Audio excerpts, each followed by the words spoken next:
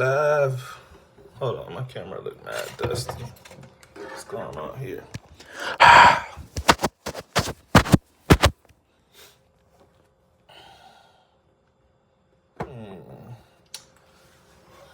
That looks a little less dusty. A little.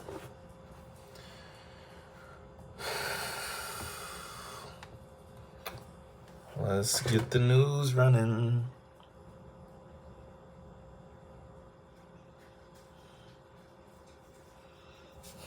Whack. What's up, bro? How you doing, man?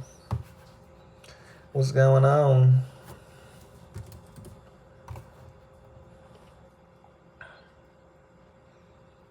Came in with Plex. You really did. I'm like, damn, bro, what I do to you?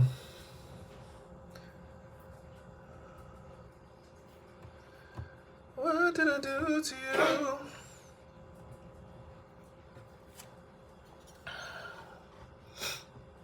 You run today or not, bro? Or no.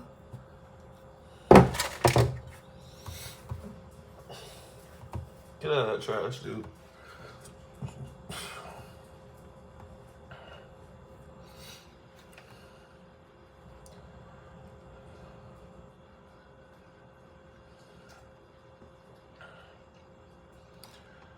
$50-minute recovery? That ain't no damn recovery, bro. That's a workout for real.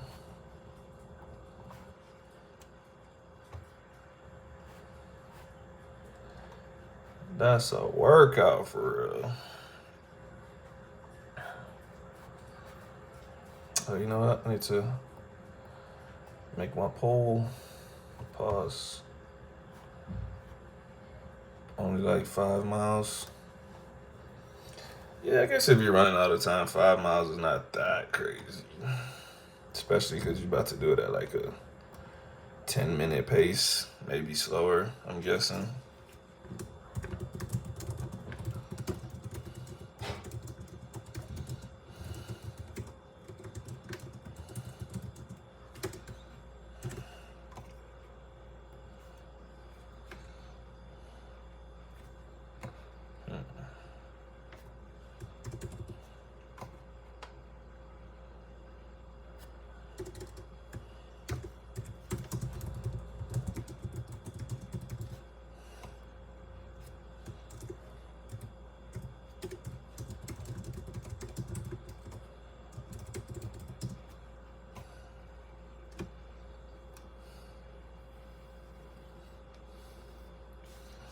Kind of pissed I'm saying 5 miles ain't nothing when that 2 mile used to have me hurt. Hey, man, that's how progress works. One day something is something, and the next day it's nothing, bro. It's a warm-up, a recovery. It's crazy.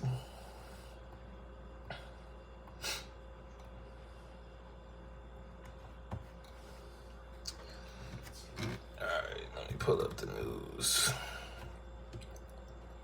Weird and wacky news.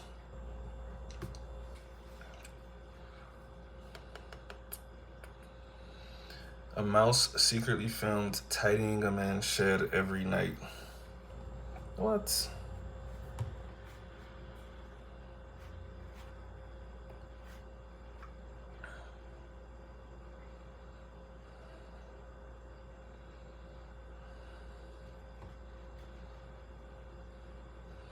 Damn, this little rat was really putting all his tools in a tray. That's kind of crazy, bro. It's like Ratatouille. Domesticated cleaning lights. Yeah, that's a bit crazy, bro.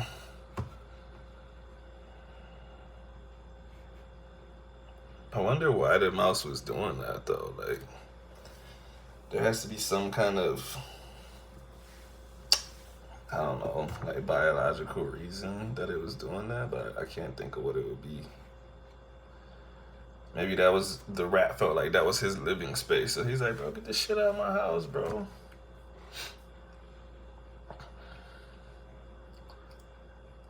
Police investigate 16-year-old's virtual gang R word. How? What does that mean, bro? Gotta have some sort of a reward. Yeah, that's what I'm thinking, but can't really figure out what's going on there.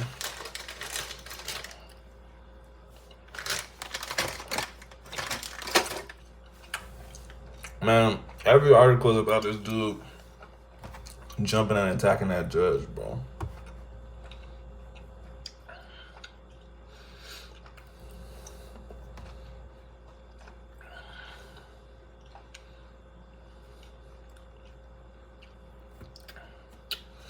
A cartel in the Mexico state of Michoacan set up its own internet antennas and told locals that they had to pay to use this Wi-Fi service or they would be killed. What in the world, bro?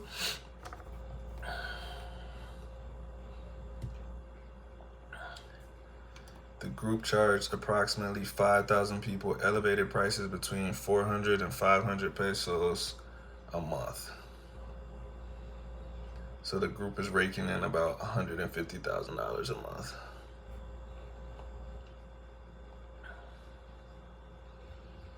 Well, I mean, what are you gonna do about it?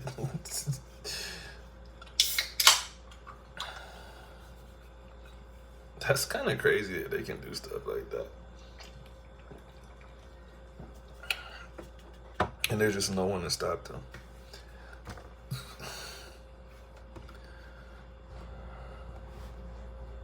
Like, imagine someone coming to your door and just being like, oh yeah, by the way, you're gonna be using this Wi-Fi from now on. I mean, unless you want to die. Okay, thanks. Appreciate that.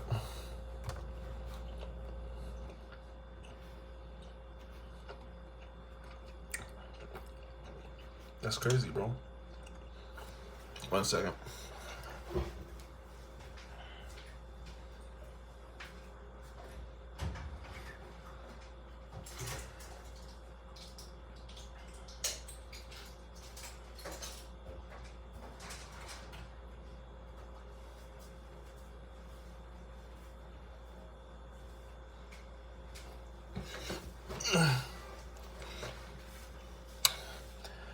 Have I been to Brazil? No, I've never been to Brazil. Why? What's up?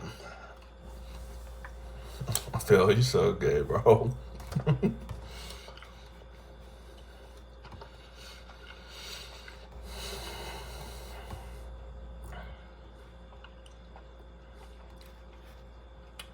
What about Brazil?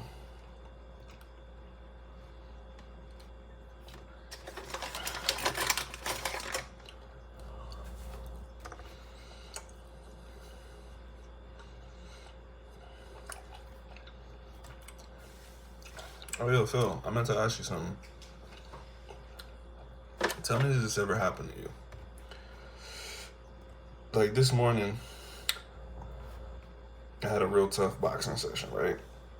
And this happens anytime I have like a crazy intense workout. So, this would happen when I did the sauna too, actually. I hold water the rest of the day, bro. Like you can see, like my face is swollen. Like I probably drank like a gallon of water since I did that workout, and like I'm just holding all of it, bro. And then like tomorrow or the next day, like I'll go to the bathroom like 50 times. But for the rest of the day after a tough boxing workout, bro, my face hurts. It's so swollen, bro.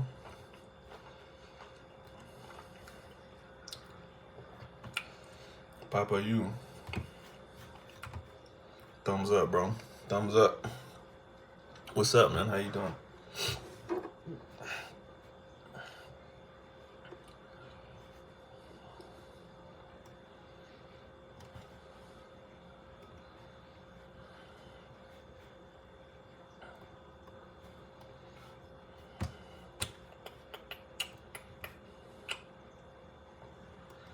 Alright, let's look up some other stuff besides cartels forcing people to use Wi-Fi.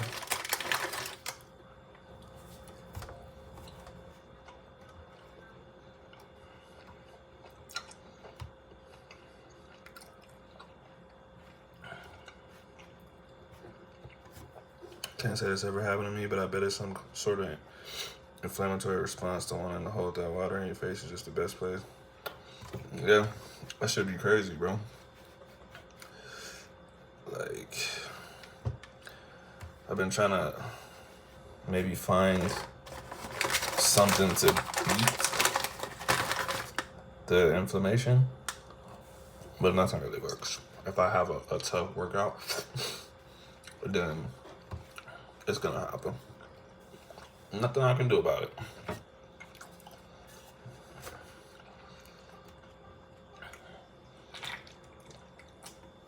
The weird thing is, it's really only like high intensity cardio type stuff.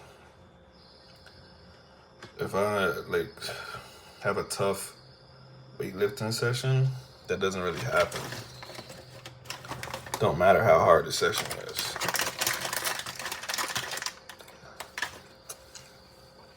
Yeah, at one point I was like, maybe it's too much salt. So I used to, because you know coconut water has a lot of potassium, so I would drink a shit ton of coconut water after my boxing workouts. But it really doesn't matter. It doesn't matter what I do. Like, this just happens. So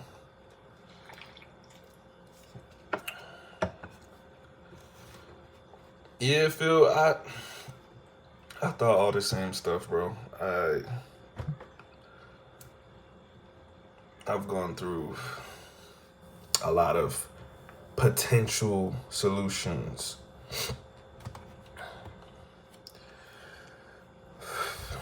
Emmanuel Felipe, what's up, dude? I'm Brazilian. I'm new to the channel. How are you? I'm good, man. How are you? What part of Brazil are you from?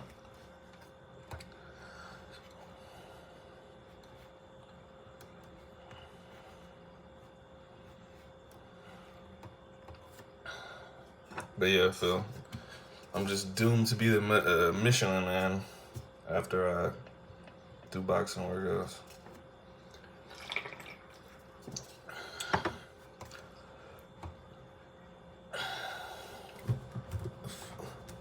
Oh, well. Is that south, north, east, or west Brazil?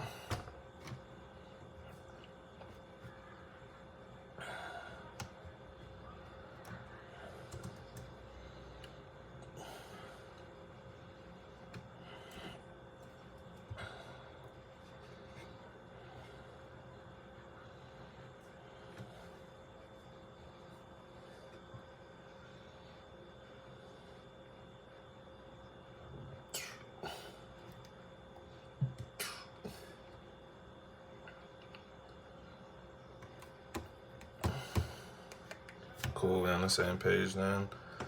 I should just liquid IV. Yeah, I've been through all that. I don't know, bro. I think my body just freaks out sometimes. It's pretty weird.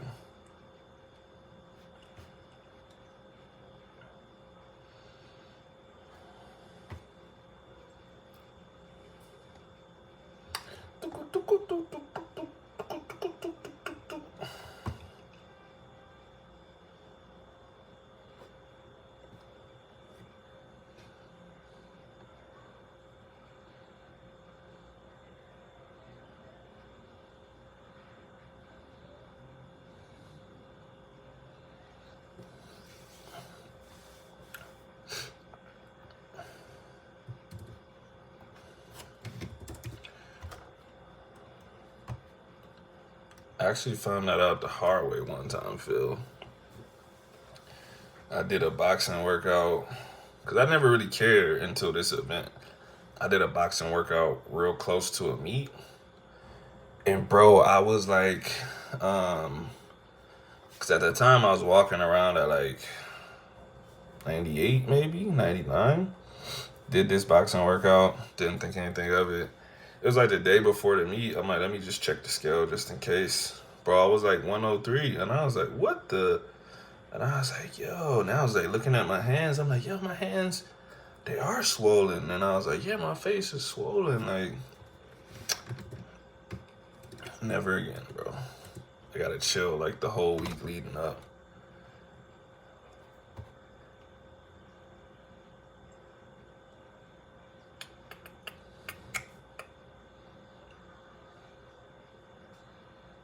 Do you like grit your teeth hard? I don't grit my teeth at all. Why you ask that?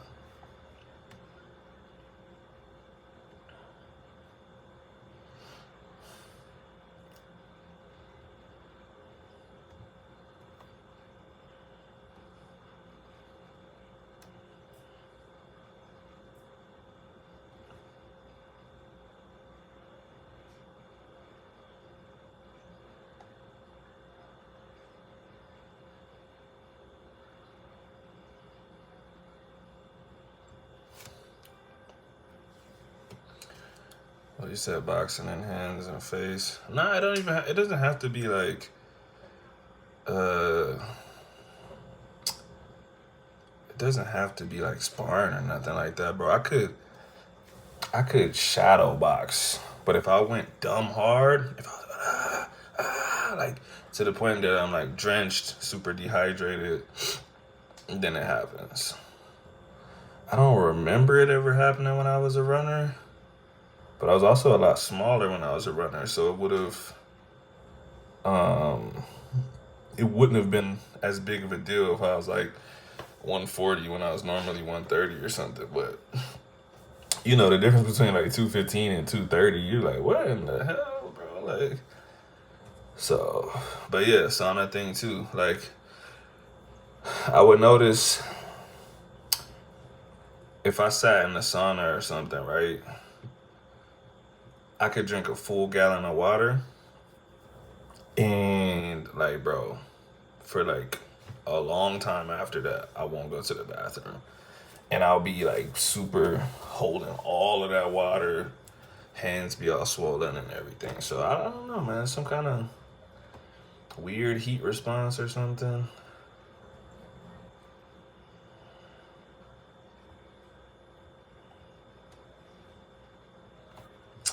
Don't know.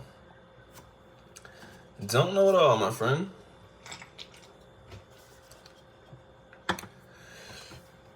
But like I said, like the next day, maybe 2 days later, it'll go away. Especially actually if I do a weightlifting workout. That's the weirdest part about it. You would think I need like a day of rest or something, but if I actually do a weightlifting workout, like tomorrow I will, I'll sweat during that workout, but that, like after I drink water and stuff, after that, I won't hold it. So, it's weird, man. My favorite type of live. What's up, man? How you doing? What is doing? What are you doing? Hey, how are you feeling? I'm feeling okay. How are you feeling? You're the one that said you had a heart surgery.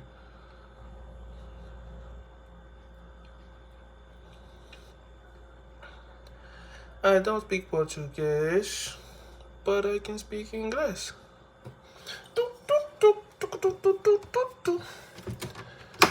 Have I played Brawl Stars? No, I don't know what that is. What is that? Tell me about it.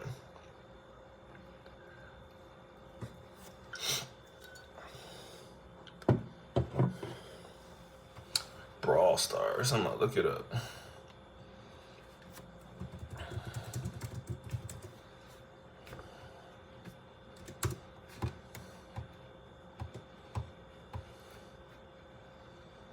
(2018) video game. Let's see. What is it? Oh no, I've never played it, but I've seen other people play it though, like online. Why? What's up? What about it? I'm guessing you like playing it, right?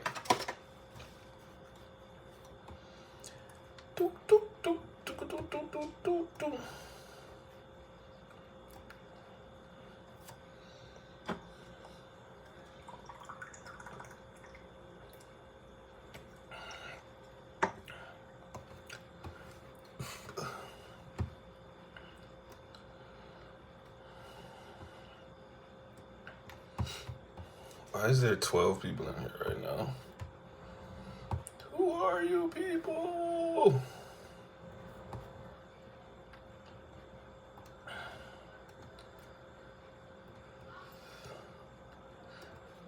It's one of those weird nights where the algorithm brings me a lot of people for no reason. And they're usually from Brazil. Don't know why they're always from Brazil, but they are.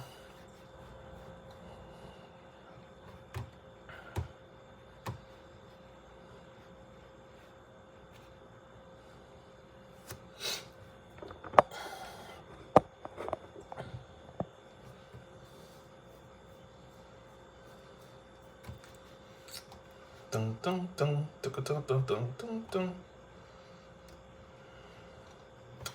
All right, let me go back to the news. Till someone else comments something.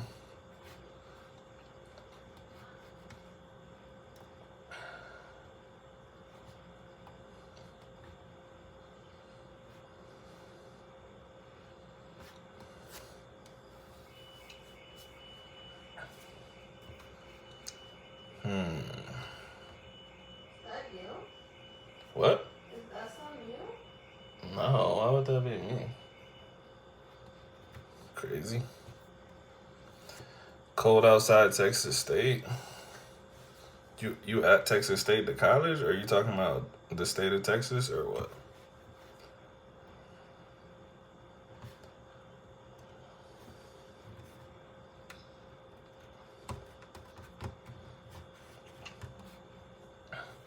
I feel like if I said Texas State, I would be talking about the college. So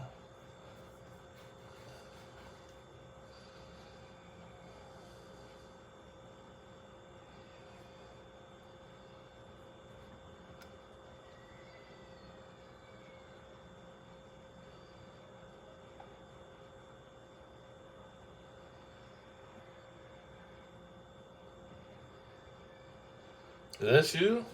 Shut up.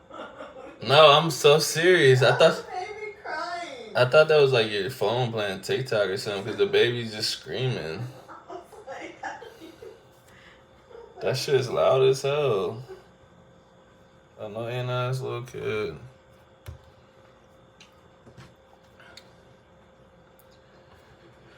Ah, man, these are the same articles as last time. Pastor accused of trying to throw a cook into a deep fryer at McDonald's for disrespecting his wife.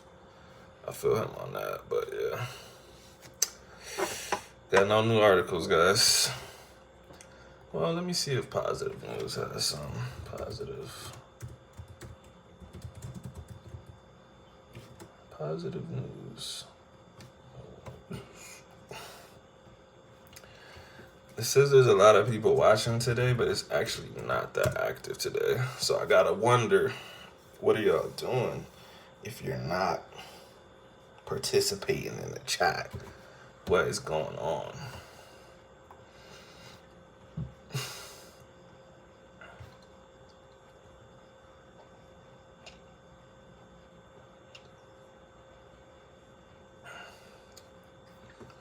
Let's see. Cat saved dog from coyote attack. Don't care.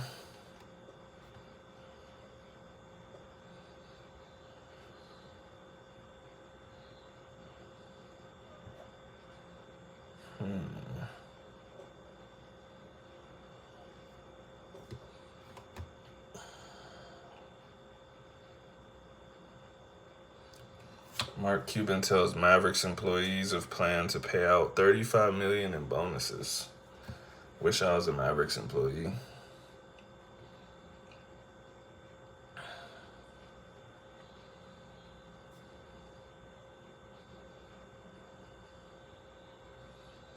Yeah, it's no good articles, man.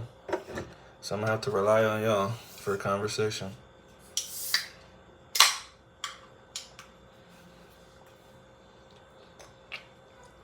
Y'all are not talking.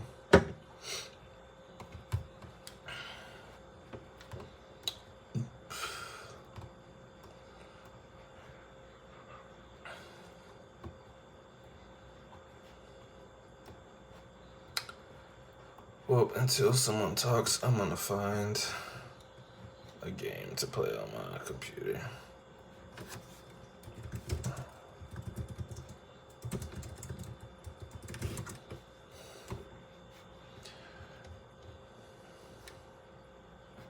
Squishy Fruits. CrazyGames.com. That's what I'm on.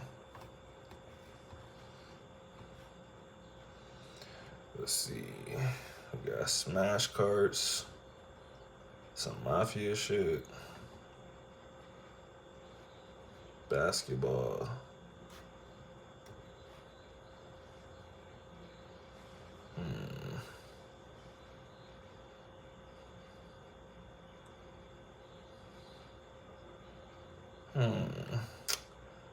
Can't find a good game.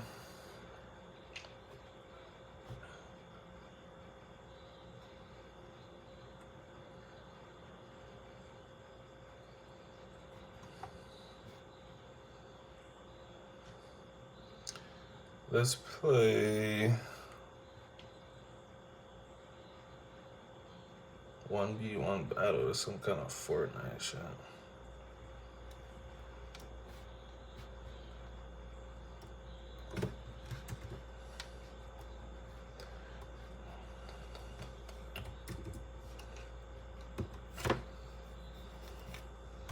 War of the Gameplays JS. Why are you commenting in Arabic?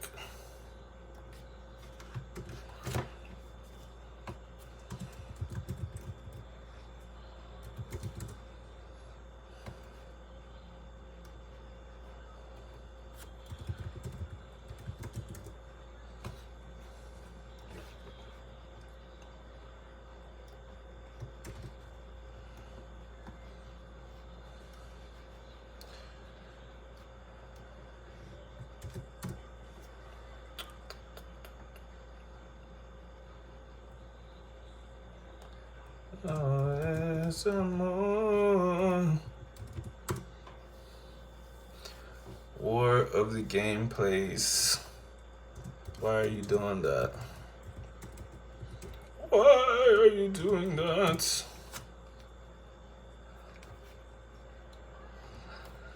I could try to read that, but I wouldn't understand it. To be honest. To be completely honest. Probably could read it. What would it say? I don't know.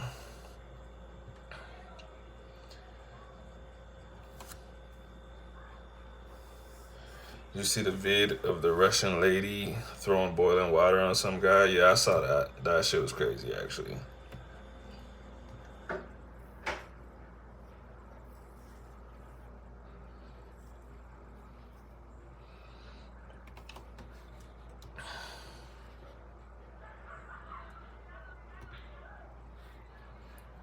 No, some more. War of the Gameplays. You want me to try to read that in Arabic now? Because I don't know. I do not know.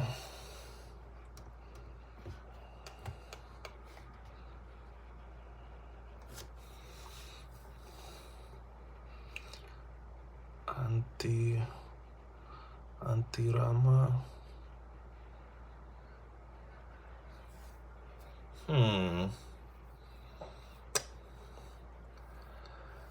Don't know. Anti-Rama al. Too far removed. Don't know. I like to eat water. I like to eat water too, man. It's good for you.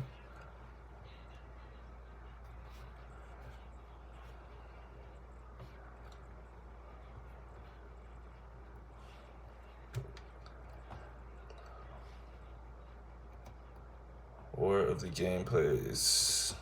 Put a cat emoji.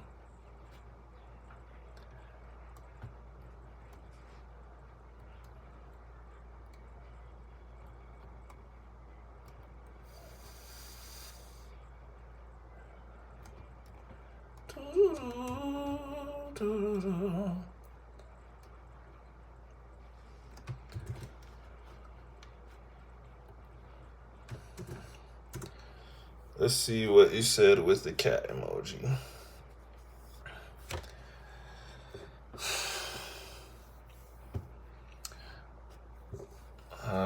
Let's see. Lakin limata la tofang lugati. Why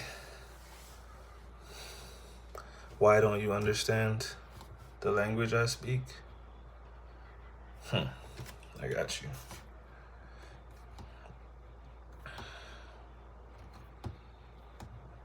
Let me think. I need to go to a typer where I can type it.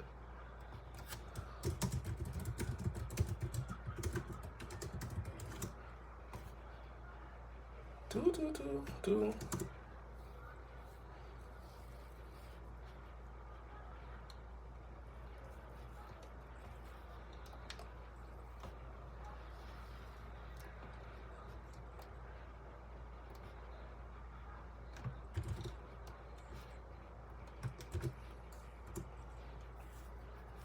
Sorry.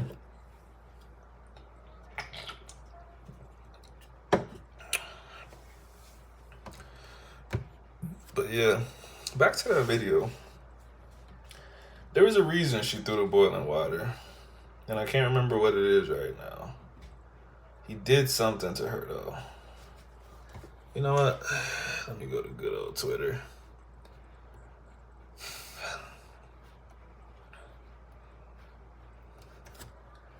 Twitter lady threw boiling water.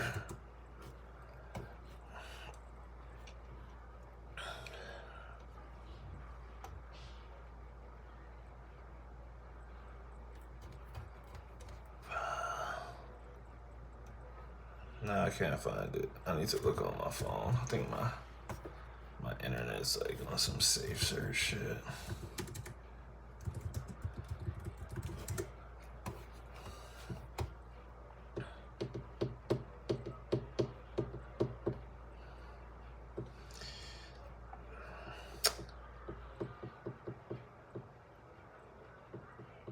I can't find it now. But I did see the video. I just remember there was a justification. I just don't remember what it was.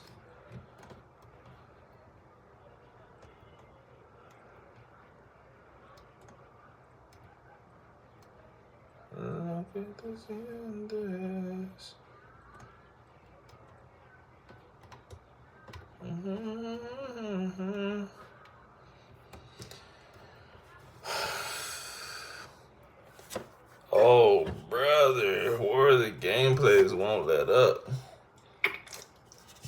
Why is Torah in English?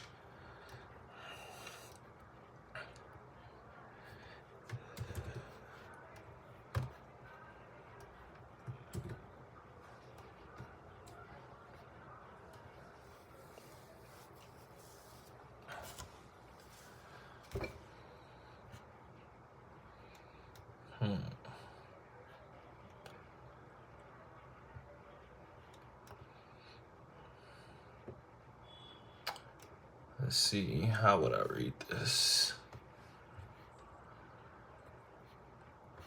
Don't know.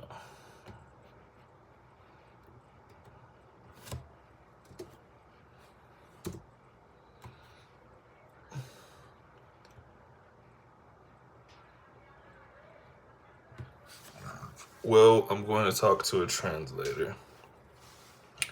Okay, go ahead, talk to a translator. Tell me in English.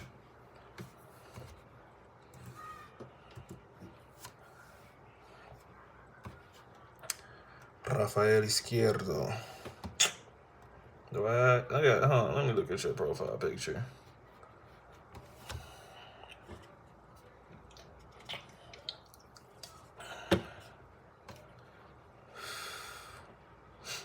You lucky my laptop going slow right now. Let's see.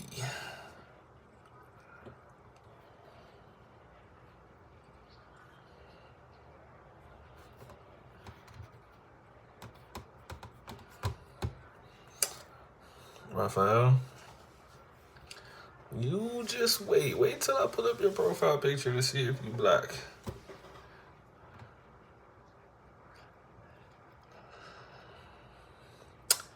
I don't know, bro. You look half black.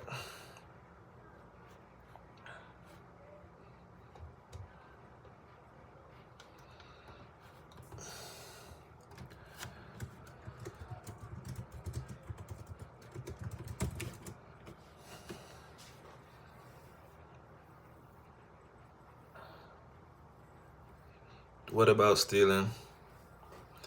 Why do you want to talk about the first commandment?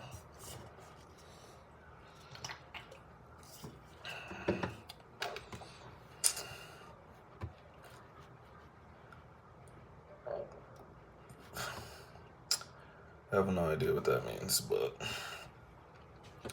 we'll see where this goes.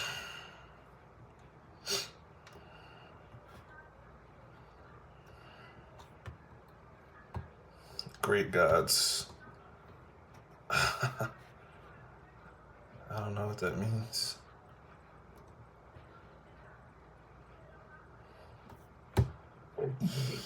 What are they? Some dude's typing at me in Arabic about the commandments in the Torah. I don't really know what's going on, bro.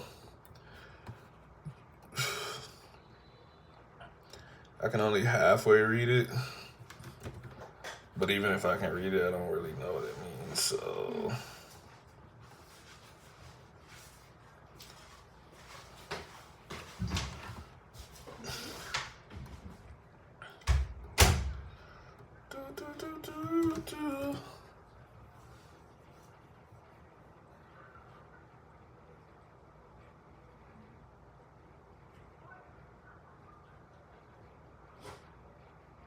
Hold on a second. My dog's trapped. Jimbo, what are you doing? What are you doing? You okay? Okay.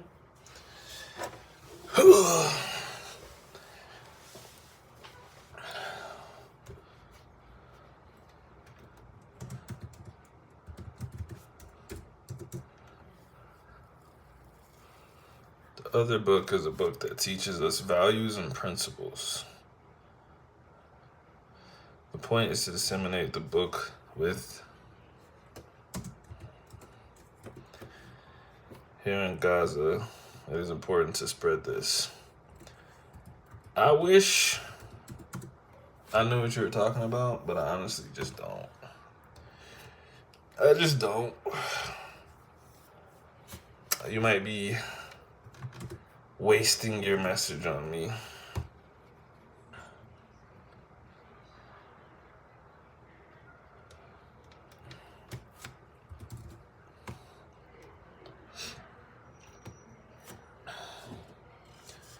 Larry Wheels? What about Larry Wheels?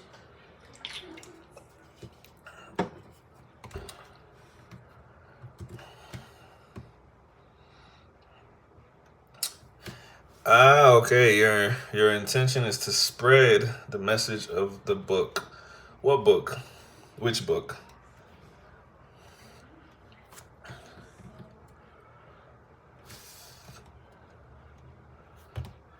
Al-Kitab? Oh, the Torah. Oh, the Torah. Interesting. Depredador says Larry. Am I supposed to look like Larry Wills? We don't look anything alike.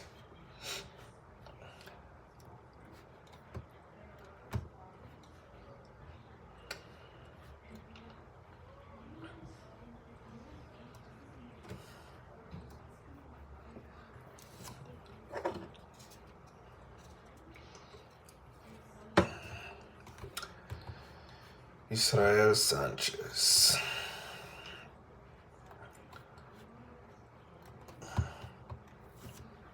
¿Hablaste bien en español? No, no hablo bien. No hablo español. Ni de coña. No hablo nada. No hablo inglés, no hablo español. Casi no hablo.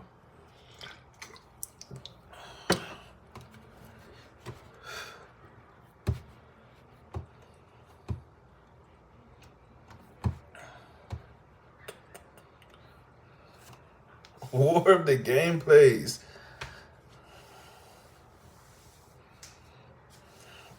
Bro. Give it a rest. Eres bilingüe. Casi. ¿Tú no puedes hablar en inglés o qué? ¿Y por qué no?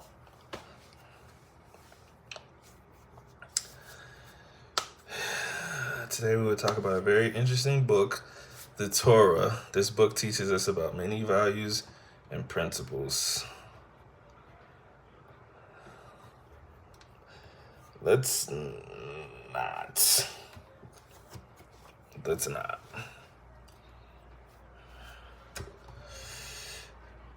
I think we all know not to steal.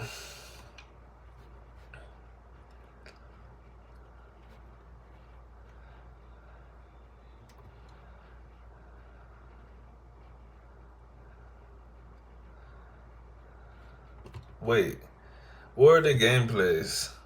You speak Spanish?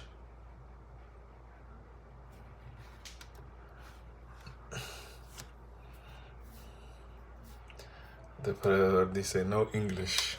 ¿De dónde eres? ¿De dónde eres, Depredador?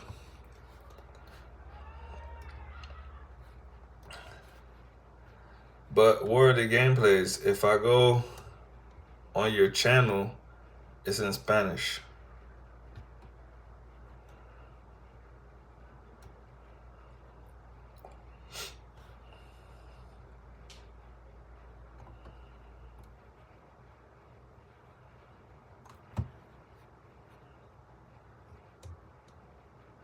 Is that why you... Oh, that's why your Arabic was so trash. Do you speak 2 languages or 3 languages?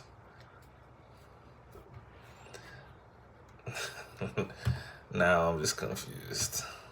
Like, why were you doing that, bro? Why were you trolling like that? What's wrong with you, bro?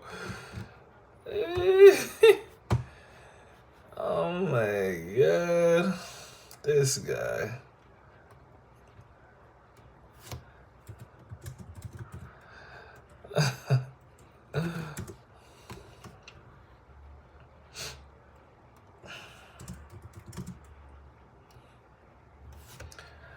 Soy de la franja de Gaza. Nah, no te creo.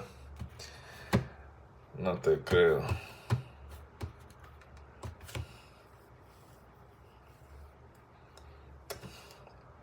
Dice que chistoso. ¿Dónde está el chiste? ¿Dónde está la broma? ¿Dónde está el chiste?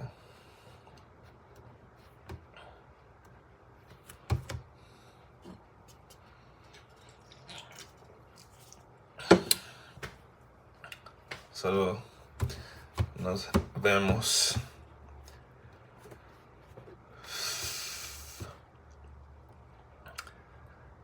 Strange guy. You did that for a long time too, bro. That was an insane joke. We're gonna get you some help. Some psychological help. Pero después no me dijiste de dónde eres. En realidad. Porque no eres de la franja de Gaza.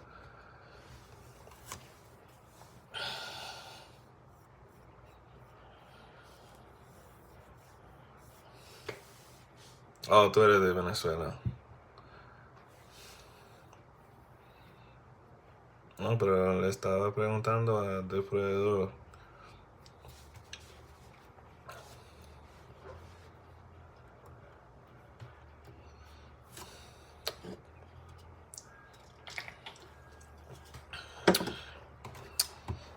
This guy.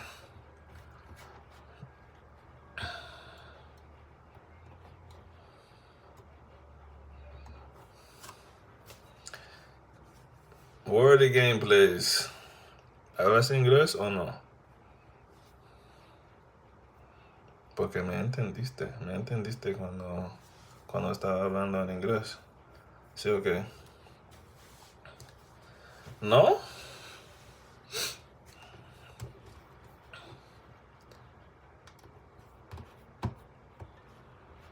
No te creo.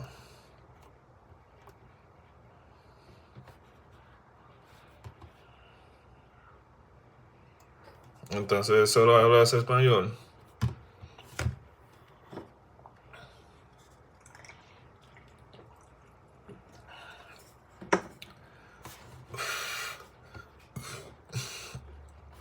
¿Y cuántos años tienes?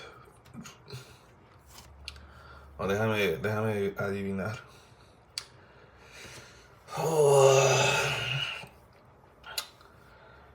tienes 12.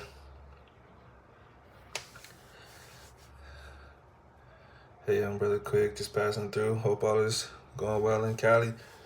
Yeah, everything's chill. Been here for a while. Our boy Spanish Blueprints is gonna be here next week, actually. I'm gonna try to link up with him.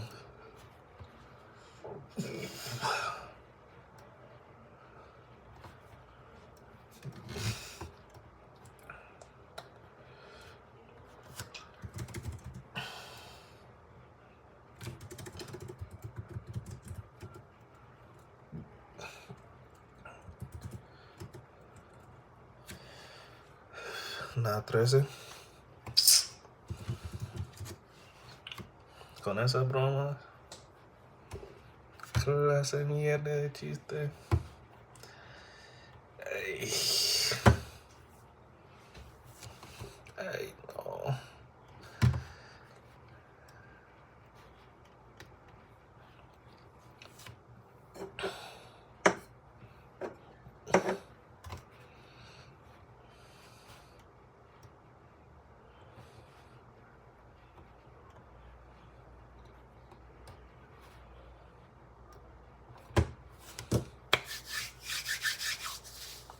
I've been on for 48 minutes.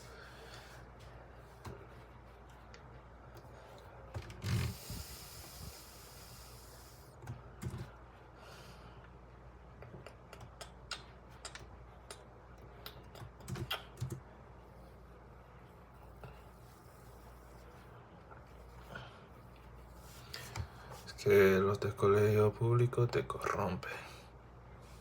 Eso es verdad. Eso es verdad.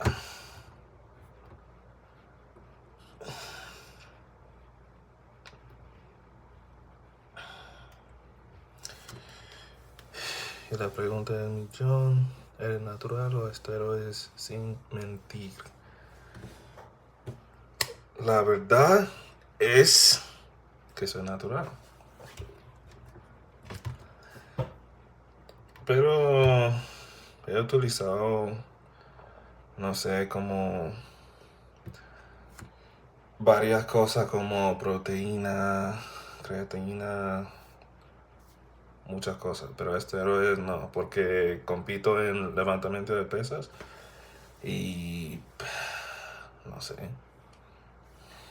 nos ponen a prueba.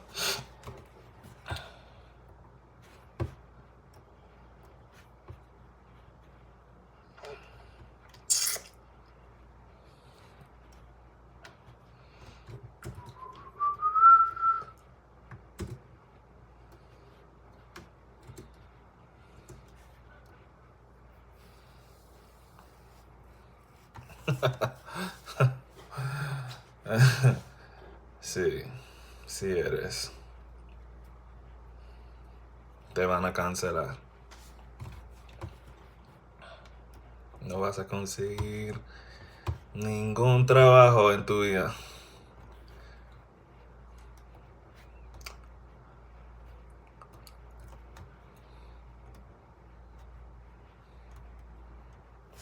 Todas de buenas risas.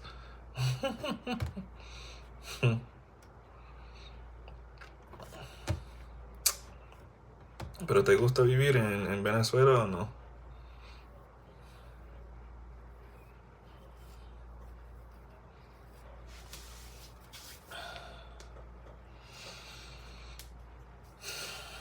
No, ¿por qué no? Dime.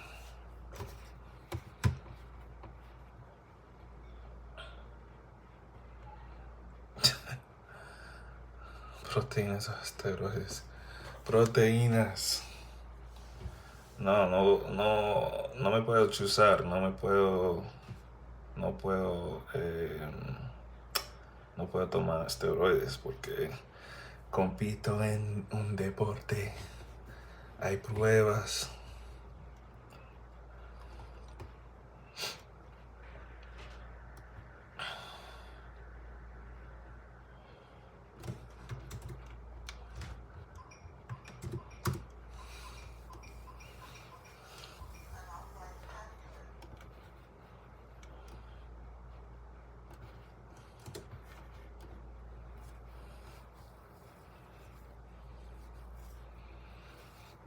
A duras penas hay luz.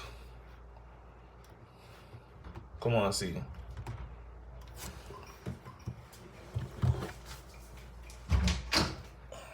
I think the code doesn't work. It's possible. It keeps telling me unauthorized code. So you came in earlier. Huh? You came in earlier after you walked in. I did? Nah, you never No, I closed left the door. it open. Oh, then try it right now. Or, I even looked up the code and I was like, maybe I'm just fucking it up, but... I mean, you could be.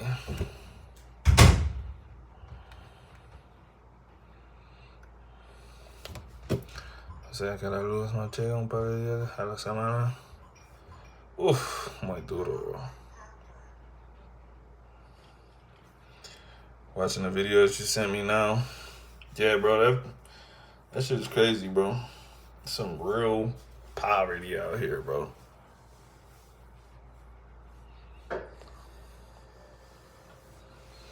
New apartment? No. Been here for some months. Orgullosamente venezolano. Entonces, ¿eres de Venezuela también? I recorded myself doing it.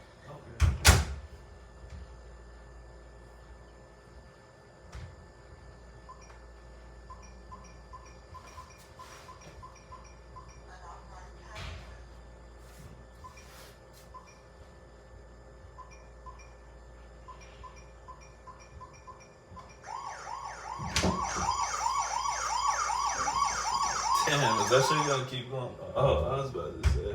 Should I message him now, or maybe? Or maybe because we need to pay again? So you gonna lock us out? That's insane. But on the 7th, I think we paid on the 8th, I thought.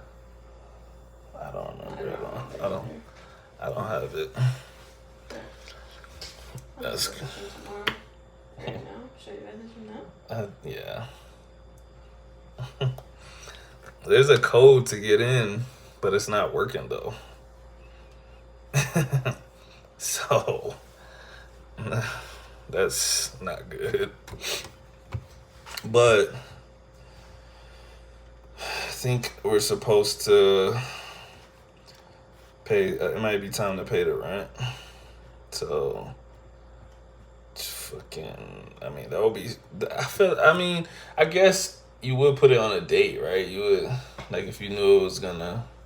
But I feel like that'd be stupid too. Like, not let us know, like, about them. Yeah, no, I agree. Especially when we paid him for already several months already, you know? Yeah, but we've only had that door thing for like a month though. Cause remember we used to have a key. Yeah.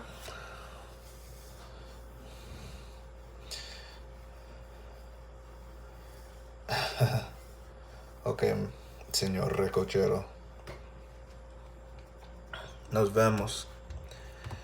El dueño se cambió. Bro, I don't know what's happening, to be honest. It's never happened before, so maybe. I think it might just be on like an automatic timer. It might just be like, okay, like this is when they would be leaving. So maybe you can set it automatically to change on that date or something. I don't know. Either way, shit's crazy.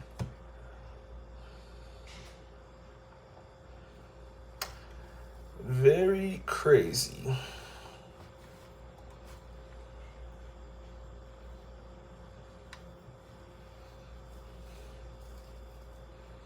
Question for you and Axa. Okay, go ahead. She's laying in the bed, but if she feels like answering, I'm sure she'll come over.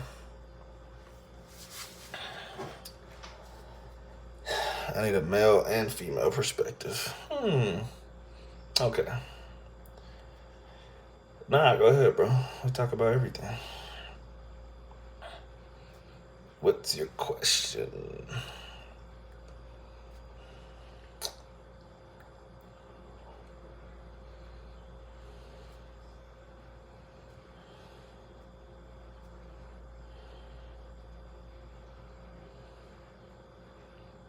I feel like you're typing some long paragraph right now. I'm interested.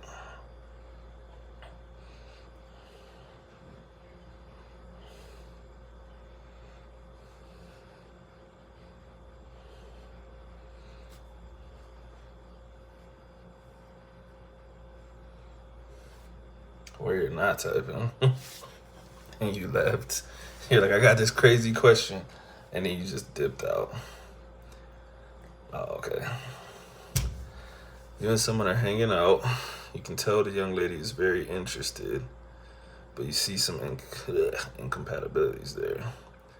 Would you just scrap it early on or wait it out to make sure you're not ending something prematurely? I guess it would depend on what the incompatibilities are. Some are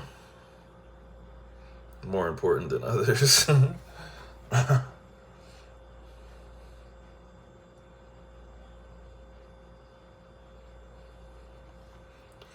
don't think extremely political. That's tough. I think what matters more than them being political is how they feel about other people not being political. Because I think relationships are about seeing life the same way, not necessarily doing the same things. Like, for example, this is a weird example, but I'm just giving it. There's some people that think you can't be pro-black and have a non-black partner. If you think like that, we probably wouldn't be crazy good friends. You know what I mean? If I was super pro-black, if I consider myself super pro-black, because we think totally differently. Now, whether we have different color spouses is one thing, but if we think differently about those spouses, that could be big. You know, like I was raised Muslim. My best friend was raised super Christian. He's super, super, super Christian. That really hasn't done anything to our relationship because of what we think about religion. We think religion is extremely personal. We think religion, even though I'm not even religious like that, we think that religion is somewhat necessary in the grand scheme of things. So it's not like we completely think totally different everything about religion. It's just we don't follow the same stuff. But I would never disrespect his beliefs. He would never disrespect mine. Nothing like that. We talk about it all the time. Just like, okay, yeah, like we don't see eye to eye on that. But we're not going in opposite directions. We're just not doing the same thing. I don't know if that makes sense, but you two will clash. It's possible. It's possible. Like I said, it depends on what they think about politics. Because you could be into politics. Like, let's say you wanted to become a politician. You might be into politics for that reason.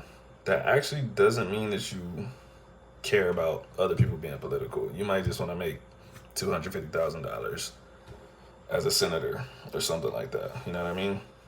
But I've seen people, and if you think like this, I'm not trying to dish you or nothing. But I've seen people say like, if you don't speak on X event, you're just as bad as people that are doing X event. And I'd be like, no, I don't agree with that. So yeah, if someone thinks like that and you're not political, yeah, probably not gonna work out, bro. So I would just go ahead and skip that one. But people, I get what people are saying when they say that, but it's just a crazy statement, bro. Like, it's just crazy. It's very crazy. There's so much shit happening in the world, bro. And I, for one, am not about to glue myself to a screen and educate myself about every tragedy that's happening in the world. Like, I don't think human beings were meant to see that much tragedy in the first place. And so we got the internet now. You can look up, oh, this is happening in the Democratic Republic of Congo. This is happening in Sudan. This is happening in Afghanistan right now. Motherfuckers be attentive to every single bad thing in the world. I just don't think that's healthy, bro. I'm not, like I said, if that's what people want to do, that's cool. I can't do that. And so if I was not married and I was dating and someone was like that, and then they were saying if someone else isn't like that, they don't really care, blah, blah, blah, I probably would just ditch it. Aside of that and a few other things, the personality chemistry is there. And they're super smart. I can't look at pictures of war crimes all day. I mean, Axel's like wrapped up in a blanket right now. But I will say Axel was more like that when I met her than she is now. So it's not necessarily something that will stay like that forever. Especially, how old is the girl you're talking about? It is inevitable, hermano mío. It might be. I think there's a better chance that it'll happen than it won't, for sure.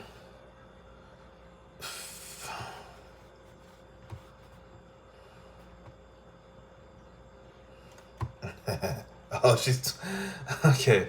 Wait, how old are you? I know you're younger than me, but I can't remember how old you are exactly. But yeah, there's definitely different stages of life, and I will say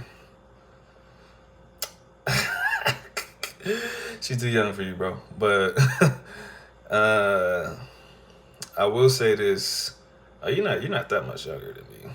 I guess I don't know, I'm about to be 32 in a couple months, so I guess you are. But if you remember yourself, I don't know exactly how you were, but you were probably more political fresh out of college than you are right now. Um, I definitely was more involved in the world fresh out of college because you haven't experienced enough of life yet, in my opinion. And you're like, I can change the world if I do this and upload fucking Instagram stories. But you know, personally, I think most people get older and they start realizing like what's more important is my family. If you can change stuff in your community and whatever is in your reach, that's good. And people do it. But the thing you have the most control over is your circle. If you got kids, if you have a spouse, that's more important than trying to save some people you don't know in Africa or the Middle East. I'm not saying you can't do it, but like I said, your priorities should start shifting. Like, I'm not about to post shit on Instagram all day, bro. I got friends that do that. Like 40, I don't even know what it's called. Like 40 slides long on Instagram. And I was like, damn, bro. Like, there's no way you think somebody's reading all this, bro. And they'll be like, here's what you need to know about Gaza. And I'm like, bruh, I think I know enough. And it's like, I think the worst part is, hey, bro, this shit don't help, bro. Like, I don't control the government, bro. I don't control the military. Like, I could read all the shit I want about whatever tragedy. What am I going to tell the CIA? What am I going to tell the Department of Defense? Like, bro, I read up on this and this is wrong. Y'all need to stop. They're going to be like, anyways, the bombings commence in the morning. So, that's what she's on. Yeah. Nah, bro. The only thing I could say is, like, you could fill it out. And she might change based on hanging around you. What? He's gonna be like, pay me right now if y'all want access to your apartment.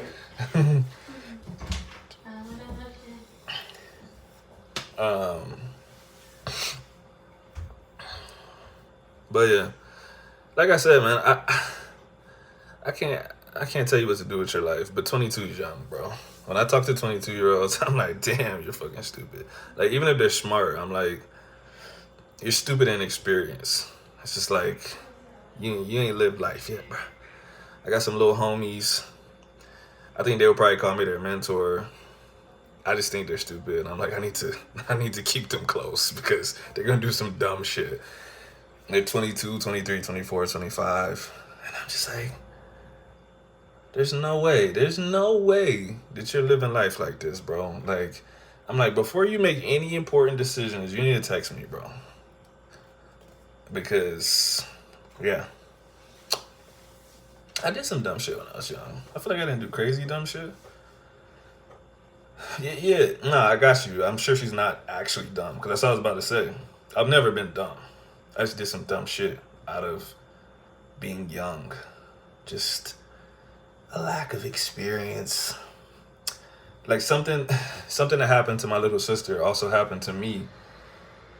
And I actually, like, tried to warn her a little bit because it happened to me. One time when I was about 22, I tried to sublet my lease because I was leaving that college town, but my lease wasn't up, blah, blah, blah. Somebody, like, hit me up from, like, Canada or something. They're like, oh, I was just looking to move to that area. I would like to pay the rest of it out. I'm going to send you a check and you deposit the check and blah, blah, blah. And, like, luckily I called my parents. I'm like, this is weird, right? Like, and we looked it up and it was some kind of scam or something. My little sister did not look it up.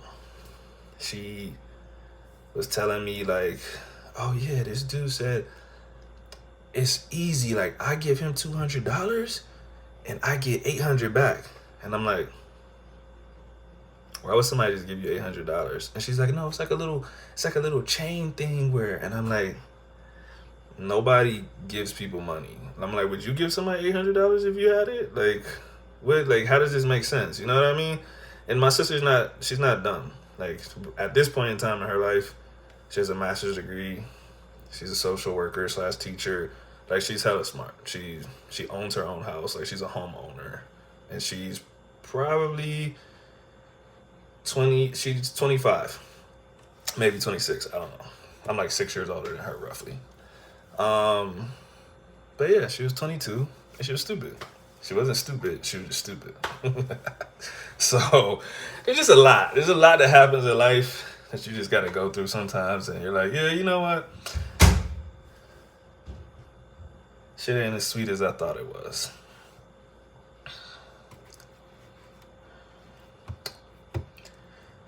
I don't know why las jovencitas más de 23 siguen tirándome. Ni siquiera le prestaba atención. Nah, I feel you, bro. Axel's younger than me, but she ain't that much younger than me. She just turned 30, so. He changed it? Mm-hmm. Well, it changes automatically. At the pay date? No, I don't know. Well, actually, he didn't say anything about the payment. He's like, oh, my bad. I'm really sorry about this. Oh, So I think maybe it's a 30-day thing. I think so. So that kind of sucks. I have to memorize the code. Yeah, that's actually super trash. I'm gonna send it to you on WhatsApp. Is it 4 digits this time? I hope. No, it's still 9. 9? Yeah. God damn. I sent it to you on WhatsApp. Alright.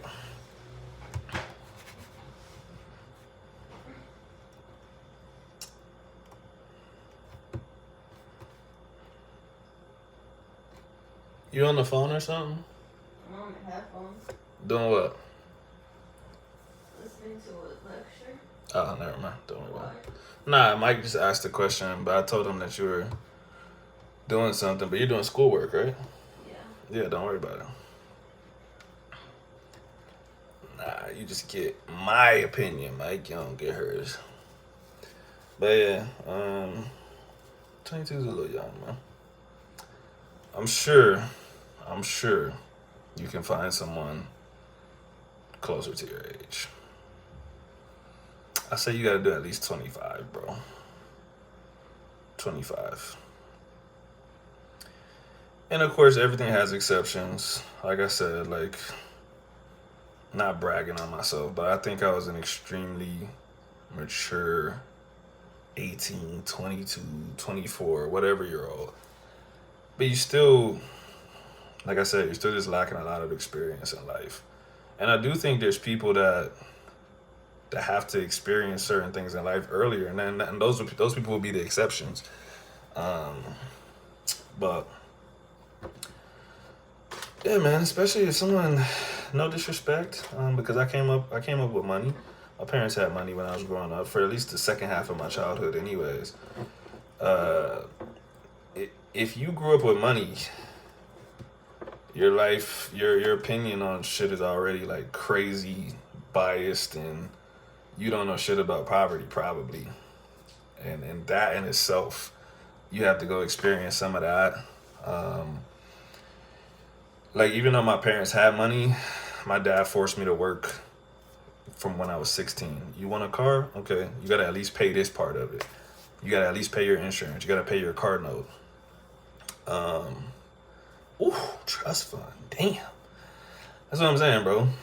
Like, yeah. Sometimes stuff is compensating too. That's what I was gonna say next. I know a lot of people that grew up with extra money, and sometimes they be a little extra with their activism and stuff because they feel super privileged, which they were, and they're like, I gotta make up for it by going extra hard and whatever. That's fine. Like I said, it's not for me. I think I had a good balance. I was never like hurting for no food or nothing. But like I said, my dad was lower enlisted when I was a kid, and he was a teacher before that, a teacher in Louisiana. So we were not living in good conditions. Like, at one point in time, we lived with my dad's mom while he was finishing up school because he was trying to do something more with his life. He didn't want to keep working at Kmart, being a teacher, blah, blah, blah. Or the teacher part was after the degree, but he didn't want to keep being a teacher. So he was like, yo, I'm going to become a religious leader in the military, but I need to do this. And he had to stay with my grandma to finish that. So we was in some tight quarters for that part of my life. Yeah, a lot of times we lived in little spaces, little 1-bedroom, 2-bedroom apartments and stuff. But as I got older, I would say, when did I move to South Carolina? 2003? Yeah, after from 11, 12 years old up, we had money. Like, we lived in 2-story houses and stuff like that. So, but like I said, my parents made me work. There's never been a time in my life when I wasn't working. After I was 15 years old, like Whataburger, Office Max, moving in storage with furniture and stuff, Walmart, all kinds of places, bro. So, but there's people. There's people that have never worked, so they don't understand a lot of stuff, bro. And on the flip side, there's people that have been working since they were little kids, and not because their parents told them to, because they had to. It's like, bro, if you don't get your ass out and work, you ain't gonna have enough money to blah blah blah. Mine wasn't for that. It was because I wanted a car. You know what I'm saying? My dad's like, you want a car? Go work. Pay the car note on it. Or you want this PlayStation? Go to work. But I could afford to work, keep the money for myself. My parents wasn't like, you need to go work so we can pay the rent, buy groceries and stuff like that. The more you speak about your childhood, the more I realize we grew up low key the exact same. My parents were the same way. I was forced to work at 16, no choice. That's good for you, bro, to be honest. I was born where Waka Flocka is from, and at 11 or 12 years old, we moved to where T.I. moved his family once he became famous. Yeah, man. It's important. I think about that when I think about my future kids. I'm like, how am I going to balance that out? Dejanira. Oli. ¿Cómo estás? ¿Cómo te va? ¿Cómo te trata la vida? Yeah, so like I said, I pretty much grew up with money, but neither of my parents did. So family reunions, visiting family, like you really got to see that stuff up close and personal. Like, yo, this is where you could be. You know what I'm saying? And this is where you can be if you don't keep your life on track. And so I've never like felt any type of way towards people that had less than me. I never, there's people that like grew up with money. They're like, ew, poor people don't touch me. I've never been like that. My parents always taught me to give if I can. You know what I mean? Because like I said, where they came from. So whenever I have money, if people are in need, I give it to them. You know what I mean? If I can do it without like hurting my own situation. There's been, and I don't even want to speak on this too much because I never know who's like listening to me and stuff like that. But there's been multiple times, like people on Twitter, Instagram. It's like they know, and they're not taking advantage of me. They just know that they can, that I'm trustworthy with the question. But people will be like, yo, I get paid on the 15th. If I don't come up with like $50, I'm not gonna be able to feed my kid, blah blah blah. And they're like, yo, I'll give you the 50 back on the 15th. I swear to God.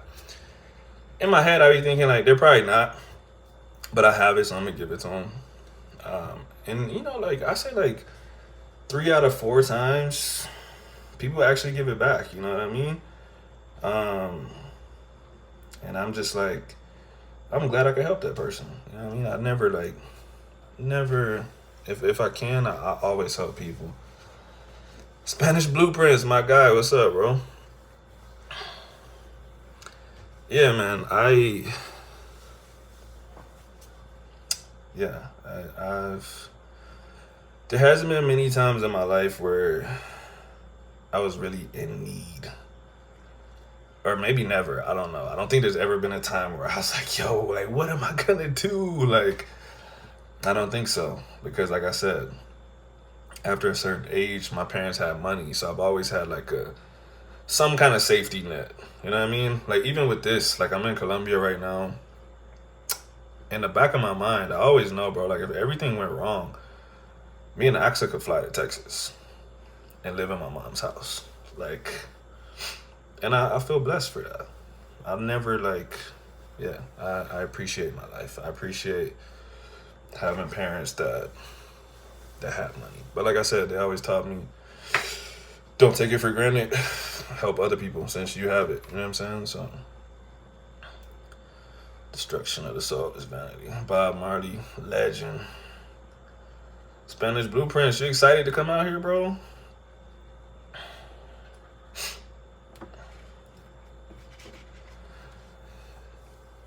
I think you'll have a good time. I don't know exactly what your plans are, but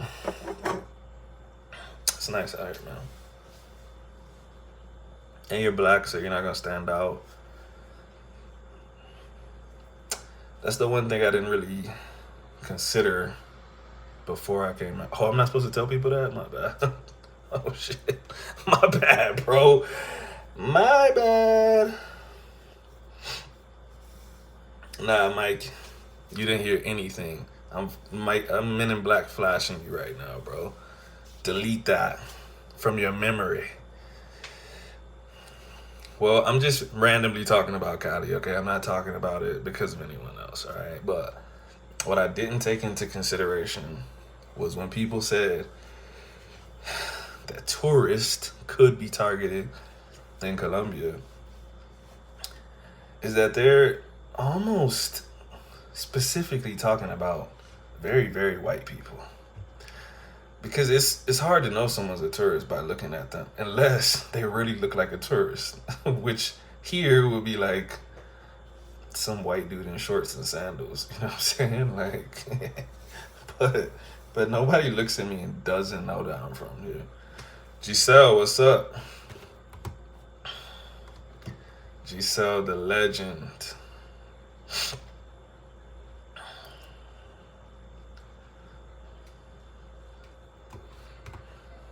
Chill out. Yeah, bro, come through. Listen, man, I got nothing but good things to say about Cali. There's other people that don't feel the same way, but not me. I feel amazing.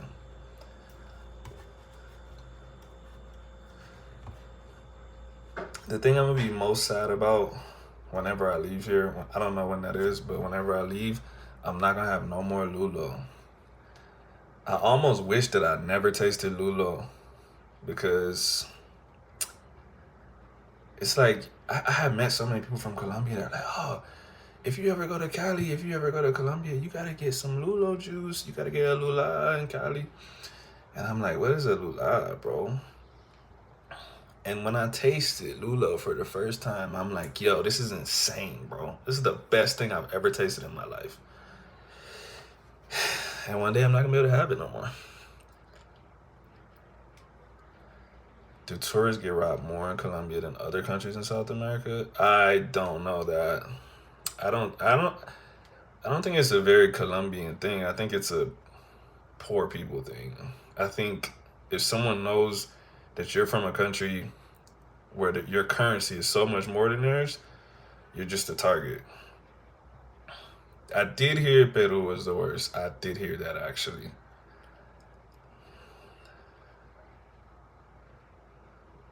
She said, I have a question about a city out there in Colombia, whether it's safe to visit. Go ahead, put it in the chat, bro. I'll tell you immediately.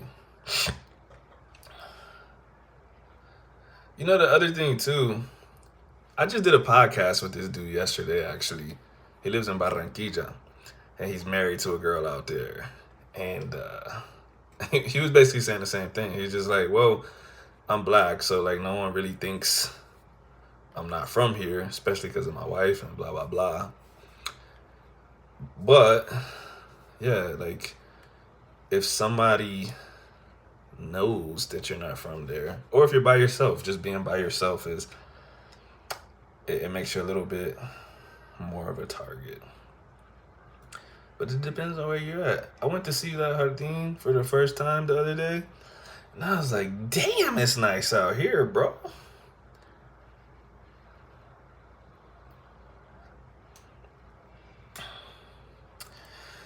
Yes, but all right, Spanish Blueprints.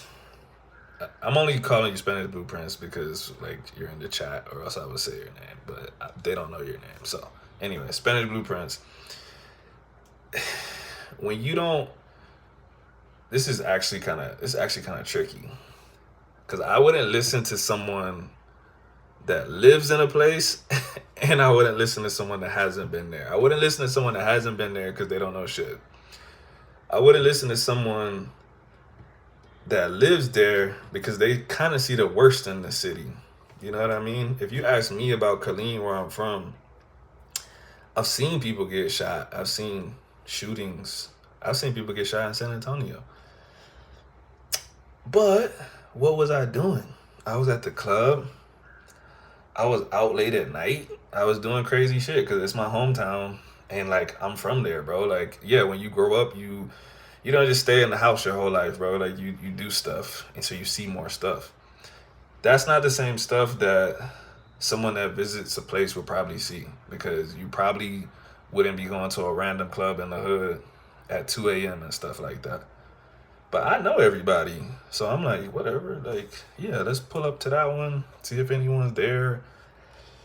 But that's not stuff I would do here because I'm not from here. And all right, now I'm gonna comment on Giselle's comments. They say it's dangerous because in Europe or the US you walk around freely. Yes and no. There's places you can walk around freely. But you're not gonna walk in Chicago. You're not gonna walk around in Chicago at 2 a.m. You're not in Barcelona, they pickpocket hella. In Paris, they pickpocket hella. Like I've been there. They still. You go on TikTok, type in Barcelona pickpocket, you're gonna see 100 people. Like, I left Venezuela just to get my phone stolen in Barcelona. You know what I mean?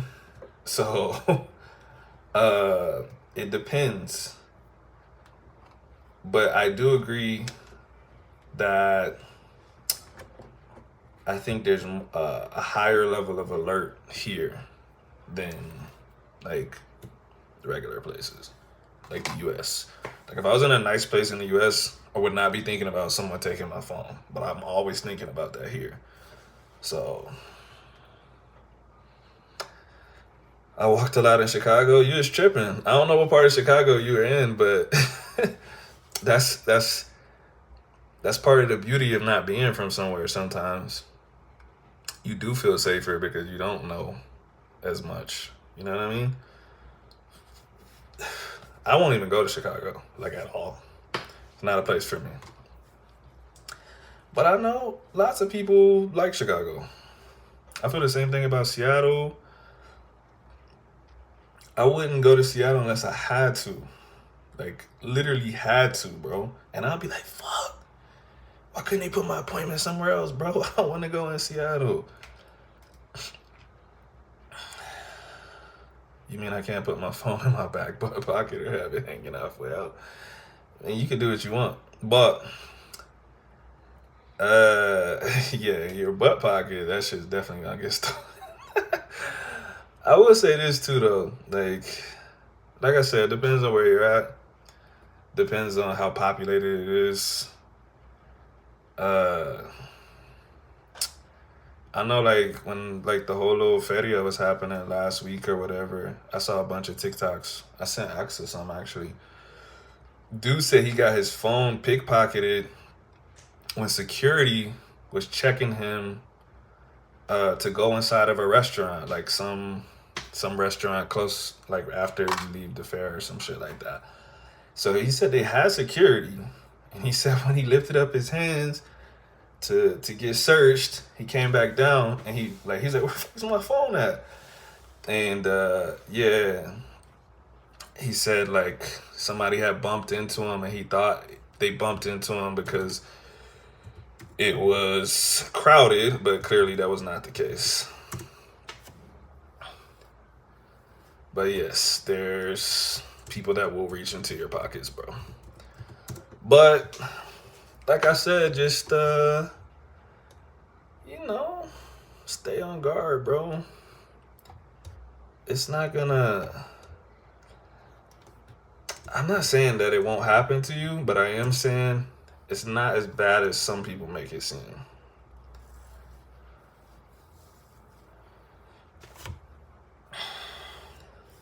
San Andres, yeah, that's nice. Best tip is probably just to buy a flip phone for travel. Yeah, I mean, I'll be walking with my joint everywhere, but they're gonna have to rob me at gunpoint to get my phone, bro. If they don't have a gun, I'm fighting. I'm gonna just tell you that right now.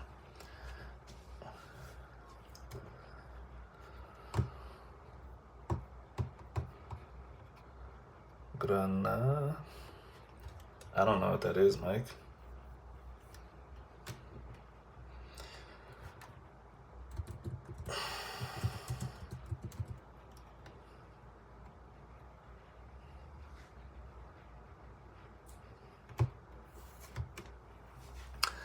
Do I think I'm safer because I'm black? Yes, I do.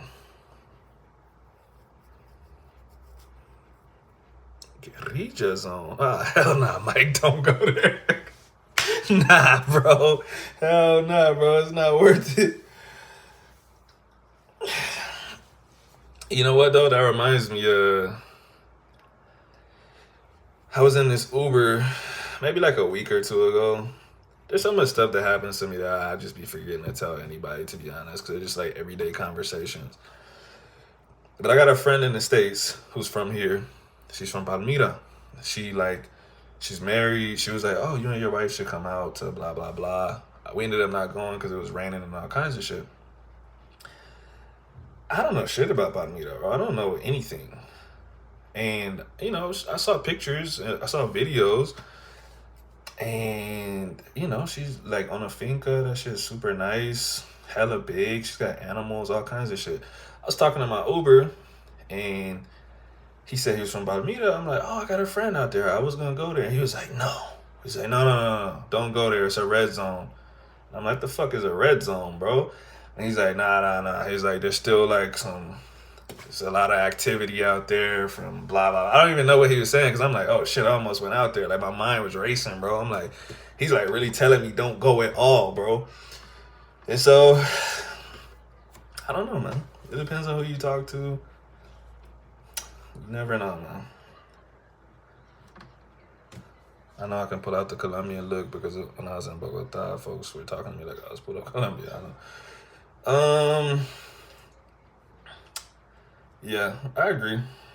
Like I said, if I don't admit that I don't know something, then like my Ubers and like people that I talk to on the street and shit, they just think I'm from here. But I be wanting to know stuff, so they'll say something, and I'll be like, "Oh yeah, when's that happening?" And then they're like, "Why the fuck would you not know that?" You know what I mean? They're like, "Bruh, it happens every year at the same time," and I'm like, of course, of course. And they're like, where are you from? I'm like, damn. But if I just went with the flow, they never think anything. Like, or what'll happen a lot is like today, as a matter of fact, let's go to the boxing gym. I'm talking to him, blah, blah, blah.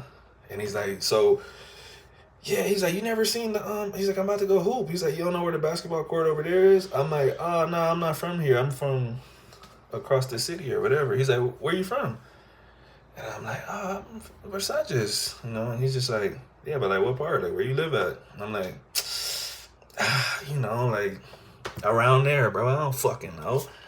But he could tell. He was like, wait a second. He's like, wait, like, are you from here or no? And I'm like, nah, bro, you got me fucked.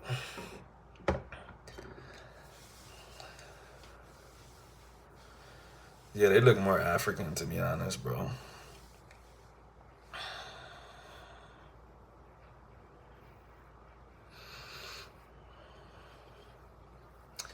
The problem is how you get there and move around. Yeah, anything that has any kind of ties to guerrilla warfare and shit, I'm not fucking with it. So that's how you gotta tell me. You'll never see me there. All somebody has to tell me is there was, as a matter of fact, once I talked to that Uber, I had thought about something that I saw like a month ago. They said there was an attack on some teens at a nightclub, and it was in Palmyra. And they said they thought it was some beef with some guerrilla shit. I don't even remember what the article said, but I'm like, is that stuff this close to Cali? I don't know. You know? Bro, Mike, nothing's gonna happen to you here, bro. Nothing's gonna happen to you here. Nah, Medellin, I can't promise you nothing. But here, nah. You can ask Giselle if you want. But yeah, bro, like I'm telling you, bro, you'll have to really go out of your way to get into something here. My personal opinion. Like I've been out at nighttime. I've been by myself, you know. I just stay on guard. You know what I mean? Like for instance, on Sundays, nobody's outside. It just basically nobody's outside. I don't know how to explain it. It's not like America, where like any given day I walk outside, there's people outside. Bro, on Sundays I go outside, there's literally nobody outside. Like everyone's in the house. So what? On Sundays I go box. So, I don't just be posted up outside on a Sunday. Whereas like I might wait outside for my Uber or something on any other day. I don't want to just be standing outside. I don't know. I just don't want to be just standing outside on a Sunday. So I wait inside. I call my Uber, get straight in the Uber, go to the boxing gym. I walk straight inside the boxing gym. I don't like take no calls outside or nothing like that. If I gotta take a call, I'll just take it inside. But like I said, nothing's ever happened to me besides the almost pickpocket guy. But he was about to get his ass whooped. He didn't know that, but he was about to get his ass whooped. Luckily, I didn't have nothing in my pockets. And that was partially my fault. Not to victim blame myself, but I bent over and tied my shoes while somebody was behind me, thinking I had enough time. I should have just waited until he passed. But he was probably like, this is too good to pass up. If he got something in his back pocket, I'm about to get it. So, I normally wouldn't do that anywhere I was at. I just was like looking at my shoelace. I'm like, fuck, I keep stepping on my shoelace. So I was like, I'm gonna just try to hurry up and tie it. And I was in an isolated place where no one could see me. So yeah, he was walking down the stairs and he acted like he bumped into me. He was like, oh, que pena, que pena. Bro, I'm about to beat your ass, bro. I felt your hand in my pocket, dog. But, like I said, he didn't get nothing. He acted like he was crippled until he was far enough away. That was the end of it.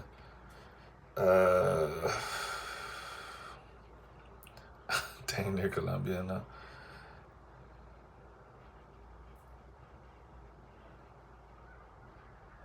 Bro, no, we're not, bro. We're not. It's not gonna be like that. I'm telling you, like, Will, and my wife, we go out all the time, bro. Like, I can't say all the time. Let me not lie. I'm saying we go out and nothing happens to us all the time. That's what I'm trying to say. Like, we be out. I told Mike about this. I didn't tell YouTube about this, but a week or two ago, after I was in the parade, we got something to eat late at night. And you know when you could just, I don't know how to say it in either language actually, but it's like, it's not, I don't even know how to explain it, bro. It's when you know somebody's looking at you, bro. I felt the heat. Oh, that's what, like you say, you feel the heat on your neck, bro. I'm just like, bro, somebody's staring at me, bro. I'm sitting down, we're eating already in the restaurant, and I'm like, bro, I feel heat on my neck, bro. And I didn't want to turn around because I didn't want to, like, you know how it is, like, yeah, inward energy. You know how it is. You look at somebody and that could spark something. So I'm like, whatever, I'm gonna keep eating my food. But I noticed Will's posture started changing. So I was like, yo, it's people behind us? Like, and he's like, yeah. And he's like, I'm getting bad vibes from them. Luckily, we was already eating and shit. So I'm like, yo, let's wrap up the meal and get out, because they sat down like a table away, and it was like 8 dudes, bro, and like 6 of them had them little pouches on, and I literally asked Will, I'm like, yo, where I'm from, if somebody got a man pouch, they probably got a gun up in there, because like, why else would you have that? And he was like, yeah, like they probably have guns in there. And I was like, okay, yeah, let's get the fuck out of here. So, same type of thing. Like, you just gotta be smart, bro. Don't just sit up in there. You see 8 dudes with pouches on, me mugging you. Don't just sit up in the restaurant thinking everything's sweet. Walk out at 2 a.m. having fun. Like, nah, bro, if you can get out, get out. I would do the same thing in the States. Like, yo, these dudes look like they're up to no good. I'm gonna just leave. Like, I already ate my food. Why am I still here? Moto Loco Ruiz. Mucho tiempo sin verte. Saludos. Abrazo, brother. 8 guys with man pouches is wild. It was like 6 out of the 8, but yeah, it was enough for me to want to leave. All right, bro. Hit me up if you need anything. I sent you a voice note before I got on here. You probably already listened to it, but yeah, let me know if you need anything, bro. Same thing happens at ATL all the time. Gotta get out of there when you see those vibes. Yeah, that's what I'm saying, bro. Like, so here's the thing. When people talk about danger and stuff like that, like, I've been through a bunch of stuff like that. So to me, that's not even that's not really noteworthy to me to tell someone else. You know what I mean? Like, I might tell my best friend, like, yo, bro, like, for the first time in this amount of time, I had one of those experiences. You know what I mean? But if someone asked me, like, is Cali dangerous? I wouldn't be like, oh, one time I was sitting in a restaurant and 8 guys came in. Like, it's not noteworthy to me. I'm like, bro, that shit can't literally happen anywhere. Like, there's knuckleheads every city. They might have not been, like, really trying to do anything. They just didn't give me good vibes, and I ain't trying to find out. You know what I'm saying? In Ecuador, they throw gas and set them on fire. Oh, that's crazy. What I hate is when they wear man pouches as a fashion statement. You never know. No, you never know. That's what I just said. I'm just not trying to find out. That's the difference. That's the difference between getting robbed and not getting robbed. Like, sticking around to find out. I'm not giving you the benefit of the doubt. Now, I wouldn't get up if I just ordered my meal. I wouldn't be like, bad vibes, I'm leaving. I would still eat my food, but I'm not gonna just sit around and hang out outside, post up and see what happens. Had guns pulled on me 4 times in Atlanta, all in the hood. Gotta stay out of the hood. Yeah, facts. But that's what I'm saying, bro. When you had those experiences, bro, I think you have a different perspective on life. If someone's never been through anything, then the prospect of getting pickpocketed might scare them. This shit doesn't scare me. I just don't want to lose my phone. I don't want to have to buy another phone. You know what I mean? So that is the majority of the worry that you're going to have here, is getting your phone snatched. You know, like, people will tell you, like, don't be, if the window's right here and your shit is down, don't be doing this with your phone. Someone could just drive by and snatch that shit out your hand. I've never seen it, but I know it happens. But that's minor, bro. Like, people do armed robberies in my hometown, bro. Like, a lot of them. At the red light, bro. So, yeah, if my biggest concern for the most part is getting my phone snatched, I don't feel that in danger. I know people have guns here. I know people do robberies. But I think that shit happens more in very bad areas. I haven't heard enough stories where I live at for me to believe that it's super common. Don't want to jinx myself. I don't want to get on here tomorrow like, guys, I got robbed. There are some cities when bad things happen all the time. Some others are quite calm. Yeah. I don't understand how slick people are with pickpocketing. Takes practice, I'm sure. It does, but it's also not as hard as you think, bro. I don't want to, like, make myself sound like a pickpocket, but I've taken people's stuff before as, like, a joke, right? and it's not very hard to do. Like you have to think about like how your senses work. If someone shoulder checked you, you would not feel this motion happening at the top of your pocket. Like you would literally be thinking about that shoulder check. Like why did this dude bump me like that? It's not. Yeah, it's. But that's why you have to know how to do it, and you have to know that there needs to be a big commotion because you can only feel so many things at the same time. You ever seen Major Pain? You want me to take your pain off that? You know, and then he breaks his finger because you can only feel like really one big thing at a time. Like that's why if something hurts, you go and you start rubbing it because the sensation of rubbing takes away from the sensation of pain. They can't coexist. One is gonna take over. So my grandma and aunts got pickpocketed in Spain in the 70s. Yeah. Like I said, it's this lady on TikTok. I love her account. She's in Italy, and she's like, "Attenzione!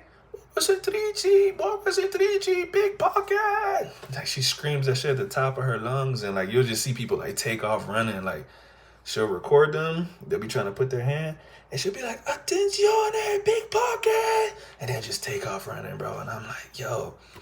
She has a whole account for this, bro. She sees this shit every day. Another thing I saw on TikTok, France, Paris, they will put a cup of money on the ground, a real small cup, and they'll put it like in the walkway so you kick it over. And they're like, oh, fuck, you kicked my money over, man. Like, no, I had $50 here. Where'd the rest of it go? And so now, like, you get impressed by like 4 people saying that you stole money, and they're like, nah, I need $10 right now because I had 70 in here, and now there's only 60. And so now everyone's looking at you like, bro, you stealing money from homeless people, bro? So it's like a common scam. That's what I'm saying. Poor people all over the world, they have ways of hustling, bro. Like, not many folks being held at gunpoint. Nah, not outside of the hood, bro. That shit is not. I'm telling you, bro. I know you're only gonna be here for a little bit of time, but in that little bit of time, you're probably gonna be like, yo, this shit's way different than YouTube made it seem. Like, I'm not a worrier. And I watched so many YouTube videos that I started worrying before I came here, bro. But then I got here and I'm like, yo, it's mad chill, bro. Like, it's mad chill. Like I said, I know it's popping in some places.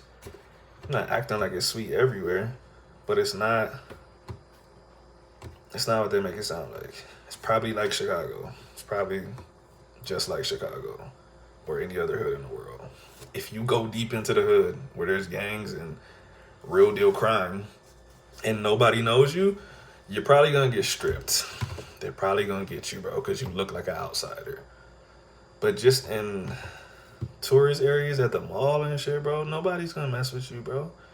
I think one of the things too that these stereotypes and these stories rely on is making you feel that everyone here is poor. But there's people here with big money, bro. Like, some of these restaurants and some of these places I've been, I'm like, yo, how are people affording to eat here, bro? I'm like, this shit's a lot for me in US dollars, bro. But you see a whole family there in their nice clothes and shit. I'm like, yo, these motherfuckers is balling, bro. You see the cars balling. So, yeah, they make it seem like you're gonna be prey and everyone's just looking at you like money. But like I said, if you're not in a super poor place, they're just regular people with families and shit, bro. Like, they're not thinking about you. Tourist areas are okay. Yeah.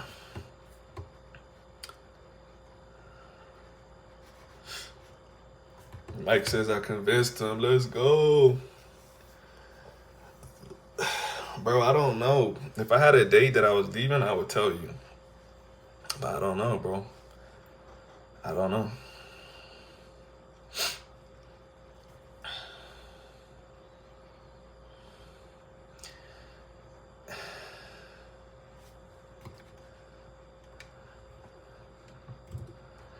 Cali. Yeah, bro, come through. Come through.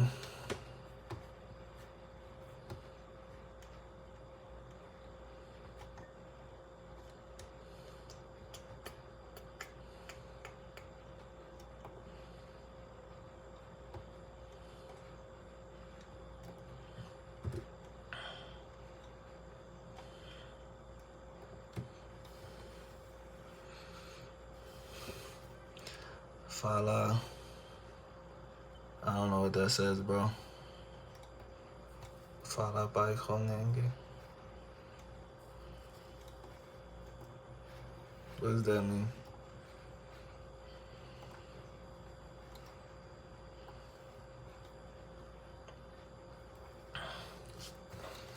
See, Giselle, I'm not going to disagree with you, but I think Mike can attest to this. Medellin, I don't think that's a safe place to go right now. And you know, everyone here in Colombia says it is. But if you actually watch the news, there's been so many Americans killed in Medellin in the last like 2 months. I don't know no Americans that got killed in Cali. I've seen Americans get killed in Medellin. Somos tres en Dani. Hey, ¿qué es la que hay? ¿Qué es la que hay? ¿Qué es la que? What's happening in Medellin? Fuck if I know, bro. It's crazy out there, bro. I saw a whole little operation where they caught a group that was like just strictly robbing tourists. But yeah, like it's people go to Medellin and get killed, bro. Like straight up. I could post like 10 articles in here right now.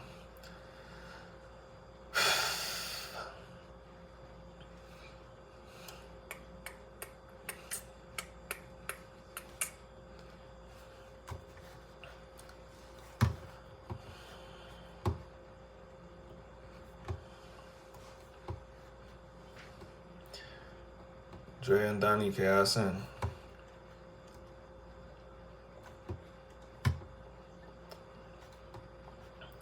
But yeah, Rolando, when I get off of here, you know, actually, just type in DC born Rob and watch his videos. He makes a lot of videos about it.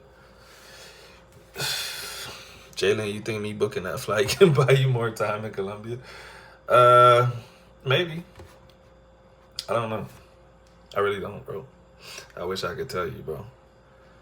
It's a little out of my hands. Just a little bit. But we'll see. We'll see.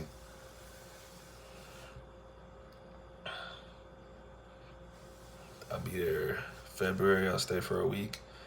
If not, I can stay for a weekend, but I'm coming 100%. What was that date you told me? February 11th? 17th? Something like that? I don't remember what the date was.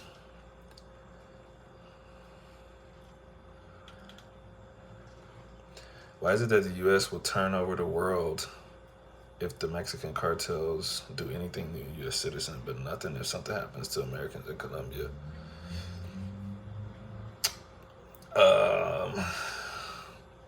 I don't know, because the political relationship. And I feel like Mexican cartels are connected to the government in a sense, even though they pretend like they're not. So it's like, yeah. And they're usually not just like killing, they're kidnapping, you know? Like, that's different to me. Lucas Nacimiento. Oh, Nacimiento. Hello. You're from Brazil, aren't you?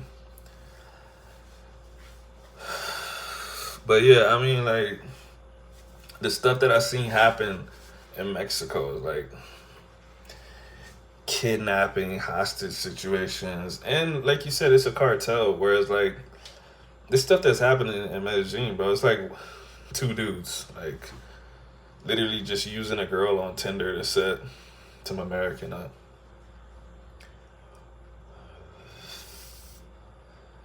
Estamos relajándonos.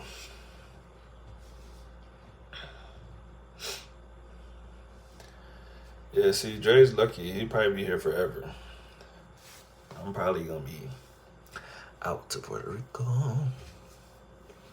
February 17th through 25th. Oh, you think you could make it on a weekend in January? Oh, bro. Come in January then. Come for a weekend, bro. That's all you need. Like, yeah, it would be cool to be here for a week. But, Giselle, what are you saying no to? Giselle. Giselle, you mad random.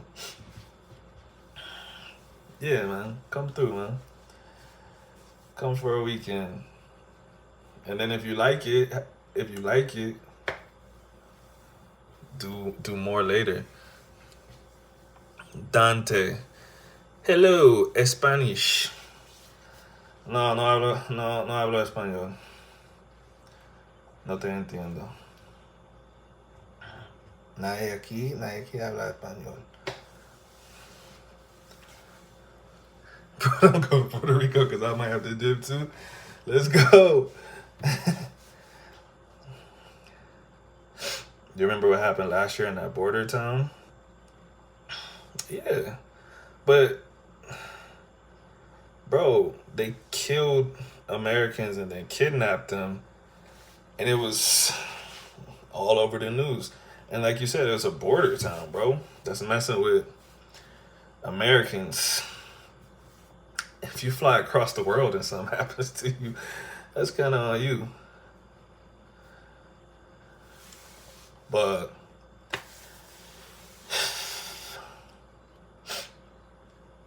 it's like my town. If you search for it, you'd be scared. Yeah. We're not going to your town, Giselle. You can come to Cali. Giselle, you come to Cali. Mike come to Cali. We got Dre and Donnie. Everybody link up. It's a YouTube link up.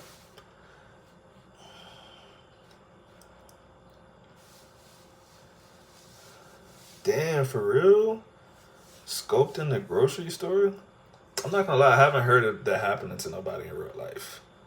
That's what I'm saying though. Like a lot of this stuff be happening, and I'm not saying it doesn't happen, but it's like crime everywhere else. Like people get robbed every day in the States, but how often do you know somebody that got robbed? You know what I mean? Like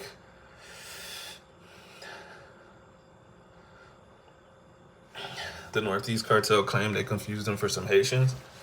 You want to know why they confused them for some Haitians, bro? Do you know what really happened? I know what really happened. He could have been lying or exaggerating. Mike, that's possible. Because you know what?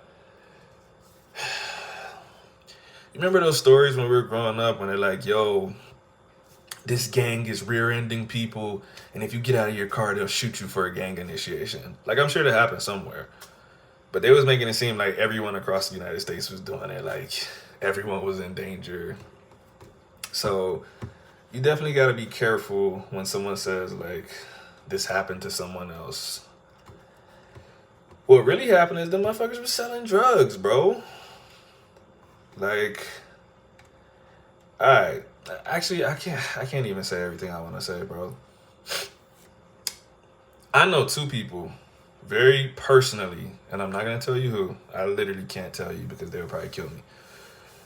They went to that town to get BBLs because that's where they do them at. They do them at, even though it's dangerous, they do them there. And it's cheap because it's dangerous. So, how many people do you need to do a BBL? There was one girl and there was 3 guys. Where did they get shot and kidnapped from? Outside of a pharmacy. Was it a pharmacy for her recovery of her BBL? I don't think so. I bet you they were trying to get pills and other stuff. If you look at their criminal records, everyone in that car had a history of trafficking, bro. So, what the news made it seem like is that it was a mistaken identity. They thought it was some Haitians that were hustling on their territory. But it might as well have been because they were there to buy drugs and shit, bro. That's the kind of stuff I'm talking about. That is a level 4 travel advisory town. The United States says do not go there. Why are you there? Why are you buying something from a pharmacy in a level 4 travel advisory town? It's hard for me to feel bad for you. You know what I mean? And like I said, the two people that I know that got BBLs there, very close to me. And I told them they were stupid. And they didn't speak Spanish. That's crazier. That's the craziest part to me. Giselle, BBL is a Brazilian butt lift.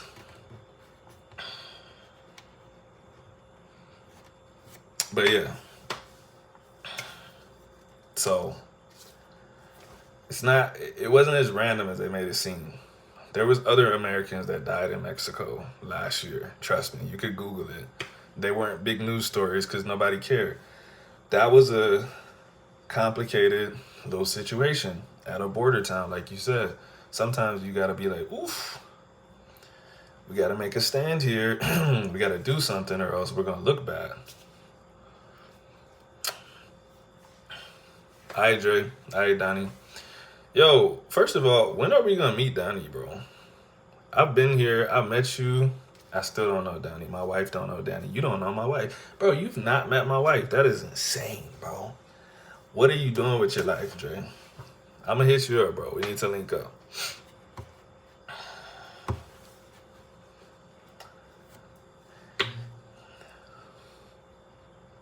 Yeah, bro, let's get together. Let me know.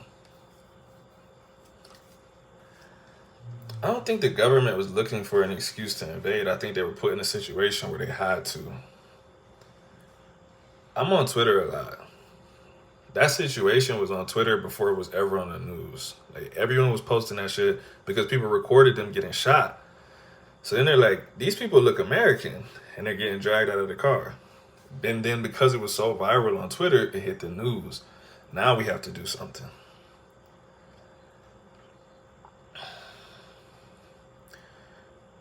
Yo, Giselle, we went to like this spa in Cali on Friday, 2 days ago. This girl butt was so fake up in there, it was crazy. Her legs was like toothpicks. And like she had a bathing suit on. Her butt was like so far away from her legs. It was disgusting. I ain't even want to get in the same spa. But yeah, lots of girls have that here, Mike. You could tell. It's real obvious.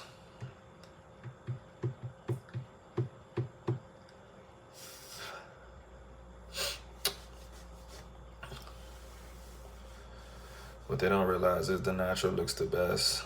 Yeah, man, but that shit is almost, I don't even know if I can say almost. I think it is like a mental illness. It's like body dysmorphia, you know what I mean? Guys get it too in the gym. They get like this and they still think they're skinny, and so they keep eating and keep lifting, and they're like, I'm just so small. I'm like, bro, you're like 250 pounds, bro. You're bigger than most people in the world. But yeah, natural definitely looks better, for sure. Y'all give me like 2 minutes. I gotta use the bathroom.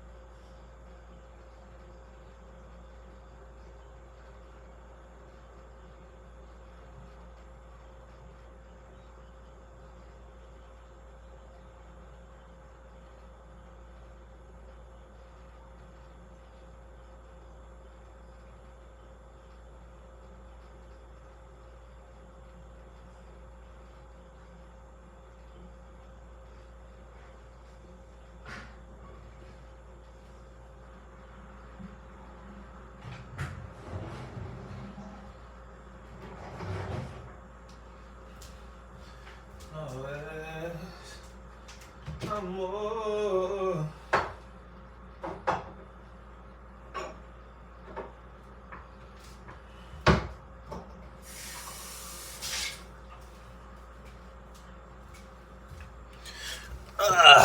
I'm back.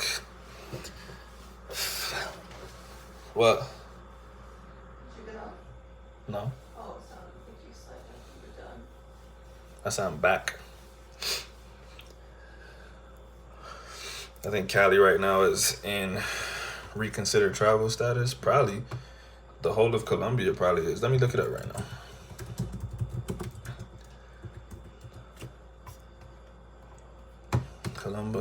Colombia travel advisory.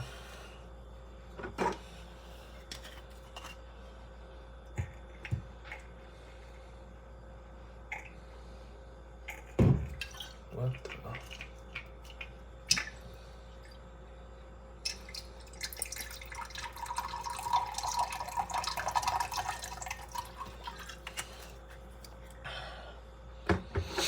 Okay, let's see.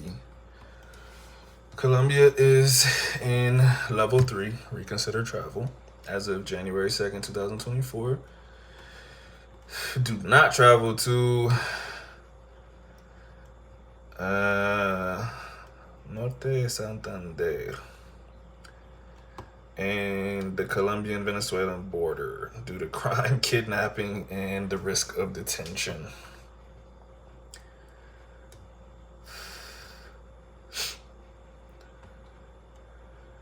Arauca? I don't even know what that is. Arauca, Cauca. Yeah, I mean, like I said, what was the thing about Medellin you told me to look up? DC born Rob. But I mean, if you want, I could just put individual articles in the chat and you could read them. But yeah, there's been a handful of Americans killed in Medellin. Like I said, I don't know any that have been killed in Cali. Jake Paul's manager got shot in Medellin in 2023 at a red light at 2 a.m. What he was doing, I don't know. He said the dude just asked for his phone, and before he could even do anything, he got shot. Is that true? I don't know. It's possible.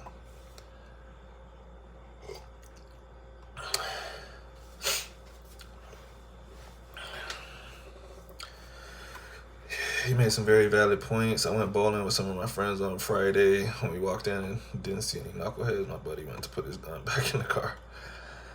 Yeah, exactly. Living like that, but you're scared of Colombia. All right, I got you, Orlando. Give me a second. Let me look them up. Are you okay with reading in Spanish? Because some of them might be easier to search for in Spanish. Like a lot of them don't hit U.S. media, so.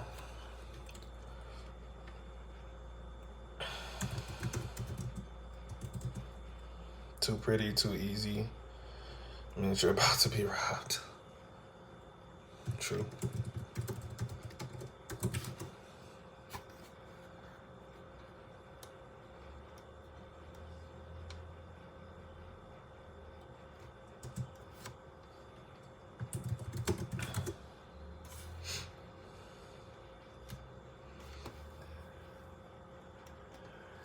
Yeah, the latest one that I saw, he was actually like an activist, bro. He was like an activist from Minnesota or something. Oscar, hola, ¿cómo estás?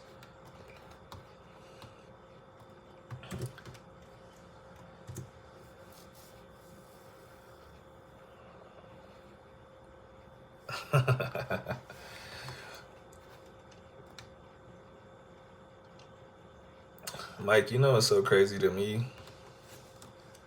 I really don't think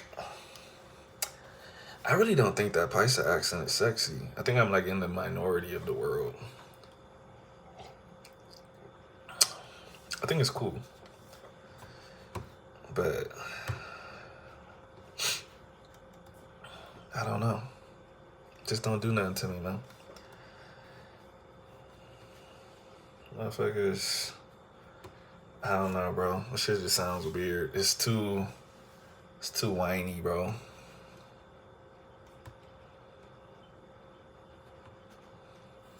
Nah, it's beautiful in its own way, but it wouldn't.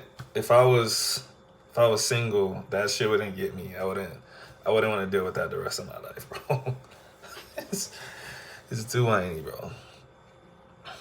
como si estuvieran llorando. Sometimes I'm like, please use a different accent.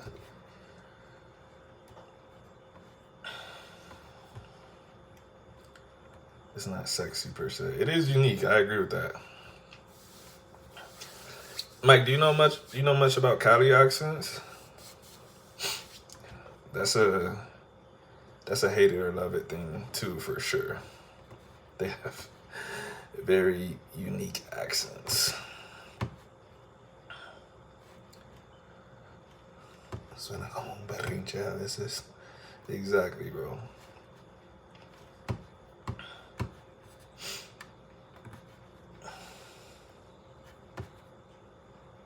Every region has a completely different accent. I agree. Even so much as now I can hear the difference between people from Palmira and like people really from Cali. Because the people from Palmira, they really like they damn, how you say that shit in English? They really drag it like when they're talking. Like yeah, that shit's weird. In Cali, every man calls you papi. See, I'm okay with that because I started speaking Spanish with Puerto Ricans first, so it's super natural for me to call people papi, and like they're cool with that here. At other places, they're like, yo, we don't really call each other papi like that, but they say papa or pa too, like, but.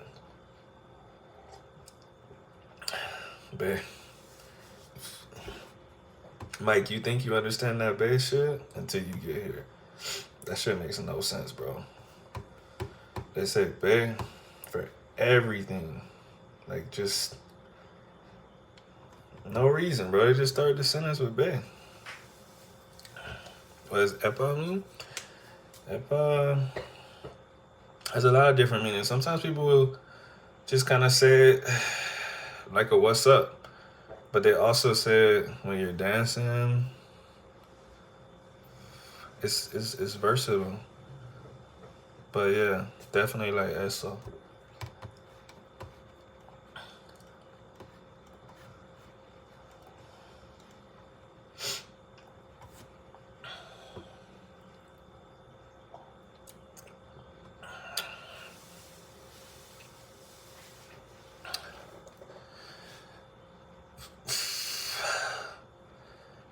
Bam, yeah. Another weird thing is chuspa. Chuspa. What else? Mike, you know what it means if somebody says a son de que?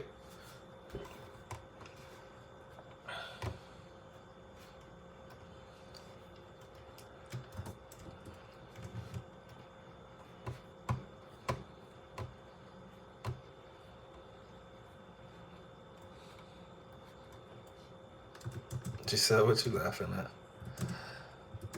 Mike, I honestly, I don't even know how to explain that one to you, bro. Like, you had to just hear it in context. But I guess like it's kind of like saying like for what?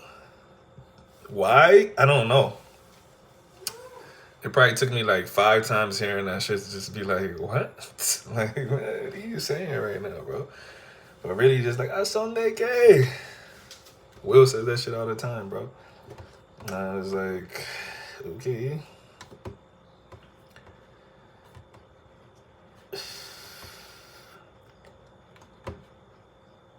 A son de que. Like, a son de que. Like I said, I couldn't tell you why. It just is, say hello, hello. Yeah, a son de que. What's up? You know Des? Was that supposed to say D's? Is this a D's nuts joke? Bro, are you in 1995? Or are you really asking if I know somebody named Des? If you are, my fault, but...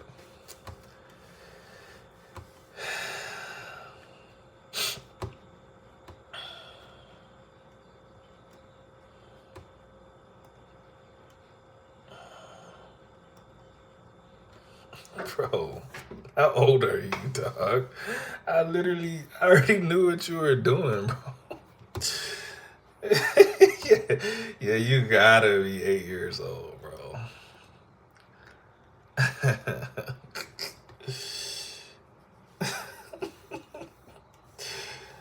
Oh my god.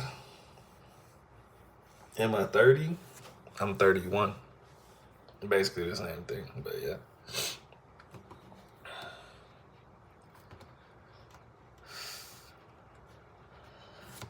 What else was I gonna tell you, Mike?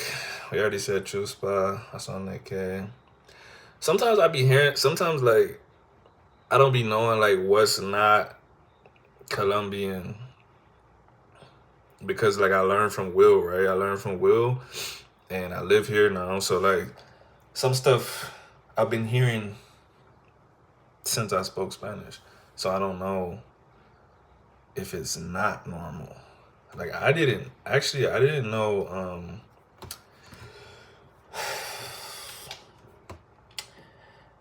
I didn't know that Juicioso was only Colombian until like I don't even know when. But I'm just like, you know what I'm talking about? No? Okay. But that shit's mad Colombian, but I didn't know that. Your beard looks good, by the way. Thanks. Where's my hair? It's under here. Oigan a mi tío. But they say that everywhere in Colombia, though. I'm trying to think of some very specific Cali terms.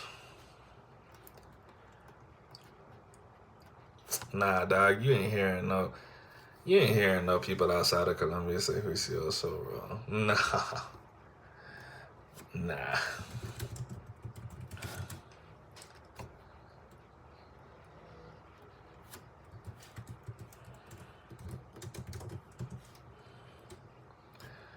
Berraco. Sabroso.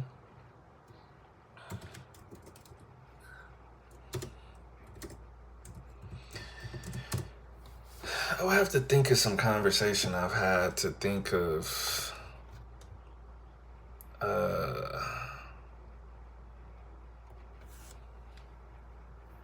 some real Cali stuff.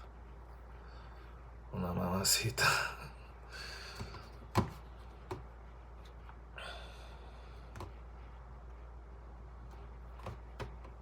Sabroso is very Colombian. Yeah, that's true. That's true. Like I said, there's a bunch of stuff that I don't think other people say, but I didn't know that. Bien pueda, yeah, bien pueda is definitely super Colombian. Hey, Felipe, what's up, man?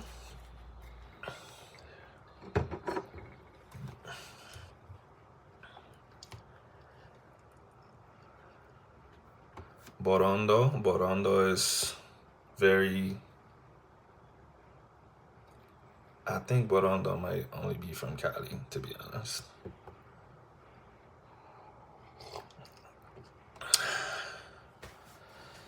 Constanza. Hola, me saludas. Te estoy viendo desde Argentina. Yo tengo 7 años. Che, boludo. ¿Qué haces, boluda? Che. Vete a dormir. Pero saludos. ¿Qué es Borondo? It's like taking a walk.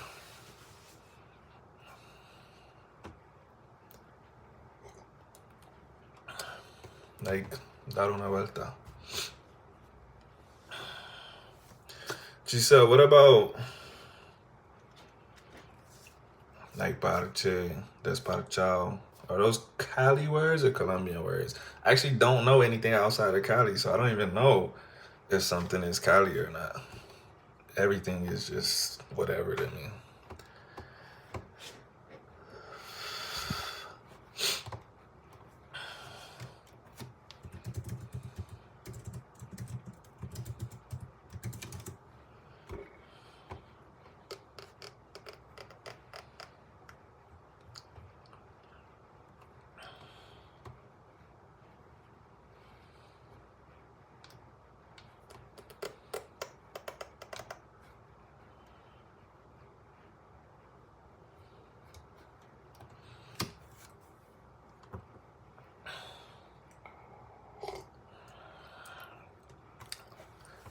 If we go to Medellin, I got you. I ain't going. You can go by yourself, bro. Let me know.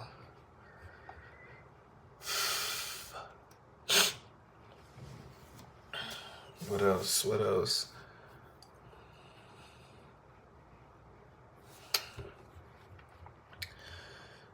You know, unexplainable boredom.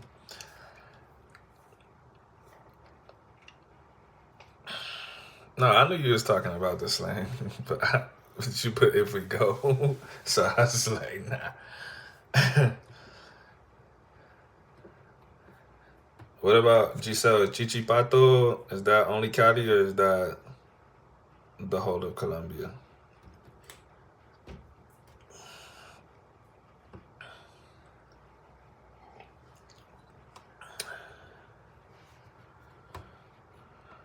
They must have blocked my comments. What'd you say?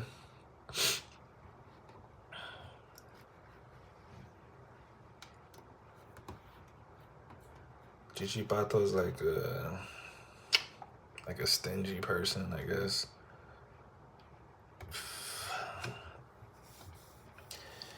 You know, every time we do something like this, or every time I do something like this, I got mad respect for interpreters, bro, because you can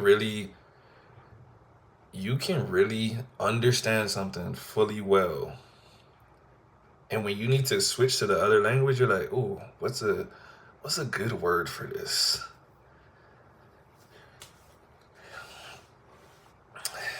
You know what I mean? So people that really interpret and do it on the spot, like talking to somebody they don't even know like that, I'm like, yo, you're good.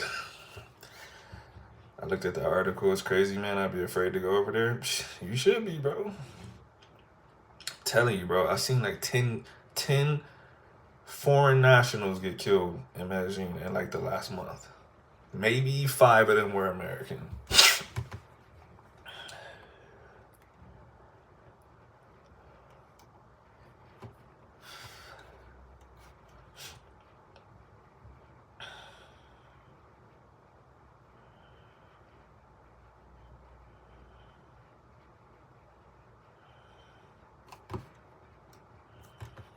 We boycotting that shit.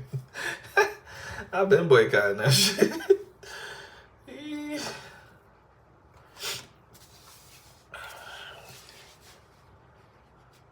Giselle is not helping me. Giselle, you're supposed to be telling me if this stuff is only Cali or Colombia wide.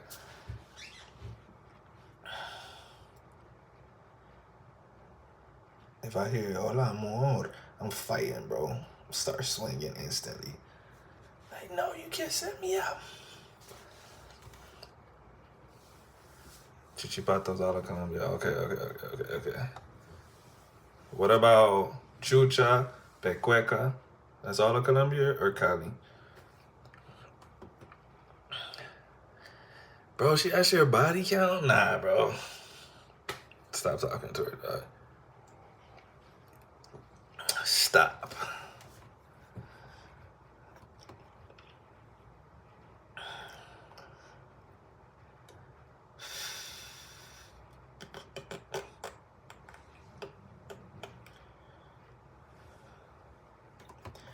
What about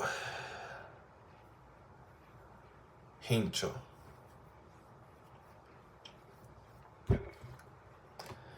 Yeah, dog, if she asked you for your... Nah, that's crazy, bro. No. I've heard people say Hincho here.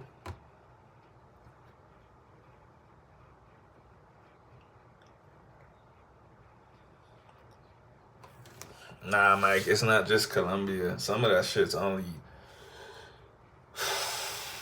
Cali. And a lot of things too. I guess I have more experience with this in Puerto Rico than I do here, which is weird because I live here. But a lot of stuff doesn't get put into dictionaries anywhere. You might not ever hear it in movies and stuff, but it's something that everyone says still. It's kind of weird. I don't know I don't know how to explain it. So there's a lot of stuff that you would hear here, like maybe on a daily basis or a weekly basis, but you would never hear it on a TV show. So there's no way you can learn it besides being here. Chucha equals panocha. In other places, yeah, but chucha here is like BO. Grajo is chucha. Grajo is chucha in Dominican Republic for sure.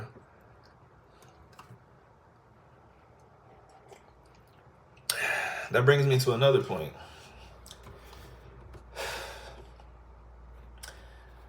You know, the reason, Spanish is like, people think Spanish is like easy to learn, right? But I think the difference between Spanish and English is that, like, if you learn the word armpit in English, like, you're good. Everyone says armpit. But, like, everyone doesn't say sobaco all the time. Everyone doesn't say the same word for chin all the time in Spanish. Some people say quija, some people say menton. Like, there's a lot of different words for different things. So, it's just weird. Because if you grew up your whole life speaking Spanish, you probably heard every variation of it. It probably wouldn't throw you off. But for someone that's learning, like, I feel like even after years, you're just like, what the I've never heard nobody call it that before.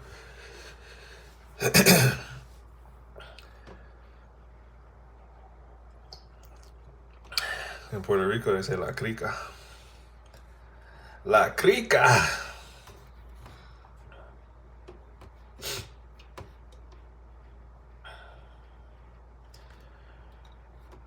Mike, one weird word they say here is biga. Your Spanish is passing mine. Nah, it's not, bro. Bruh, you know what? If my life was a reality show, depending on what day you watched, you'll be like, yo, this dude's a professional in Spanish. And then you'll watch the next day and just be like, yo, did he trick us? Did he trick us yesterday? Bro, there's been some days where I just be like, bro, I don't know shit. I don't know shit in Spanish, dog. Like, somebody will say something to me like 3 times, bro. And I just be like, okay. But I'm like, damn, I still didn't hear that motherfucker, to be honest. Biga with a V. It's like how they say swole here, bro.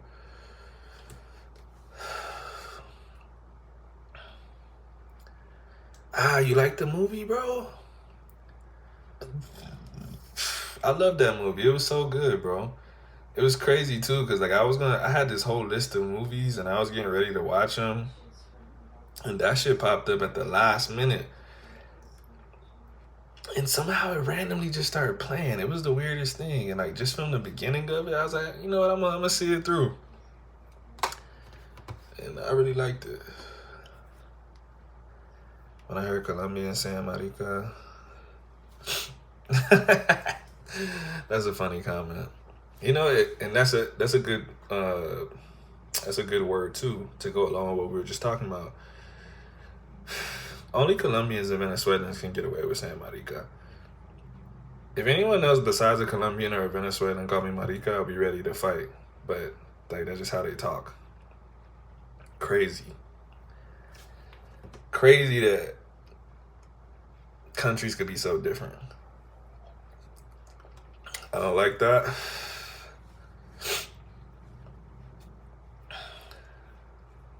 Tell us more, Giselle. Tell us more.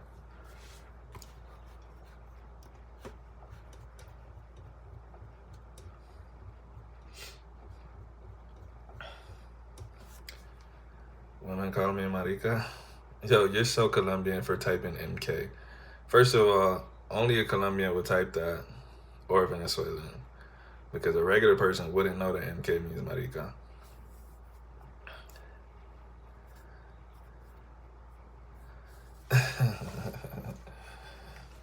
But Giselle, tell us why you don't like women calling you that.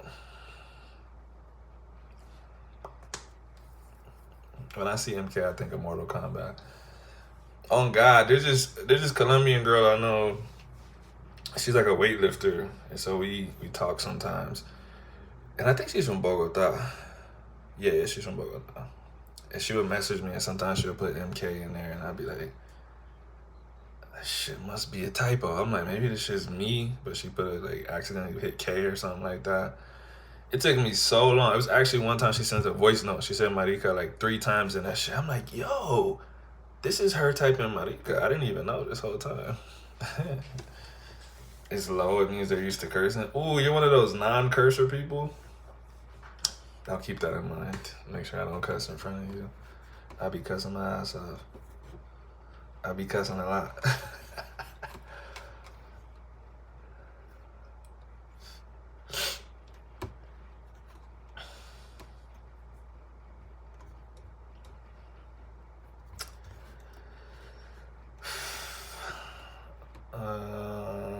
What did you just say, Rolando? I missed it. Let me scroll up.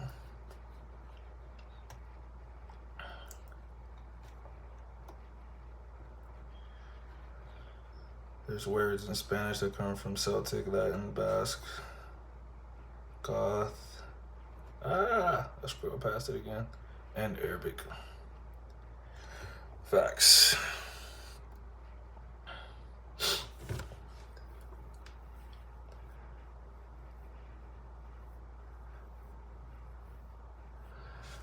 Dang, so Giselle doesn't like cussing. I love cussing, man. Cussing is so expressive.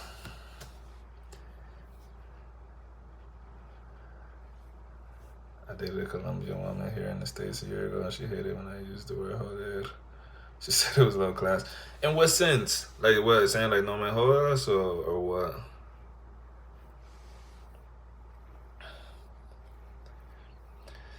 You know, the crazy thing about cussing is that whatever language you start off in, the words just have more strength. Like cuss words just mean nothing to me in Spanish. They just can't. I don't know how to describe it, but they just don't. I cuss in English, but in Spanish I will feel no way about cussing. Whereas I might hold my tongue in English depending on who I'm talking to. But it just don't feel the same in English. No, jodas. Joder is like super from Spain. Joder, tío. Joder, tío.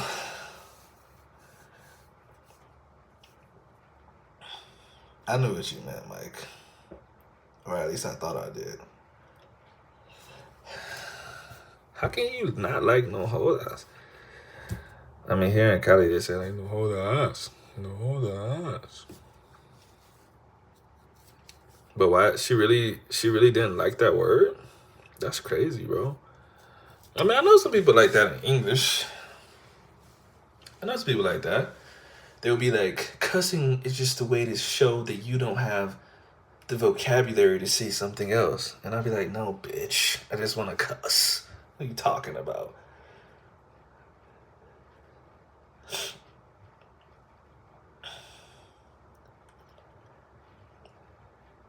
She thought it was low class. That's crazy. That's funny. That's funny. Honestly, cuss words are a way to let me know that you're cool. When I met Will's family, his mom and his aunt was like, yo, y'all gotta learn how to cuss. Like, say, "Hue puta," say, "no jodas." Like, they was forcing us to say this shit, bro. They're like, you need to say this shit just in case somebody comes up and tries to mess with you. And I was like, I fuck with y'all.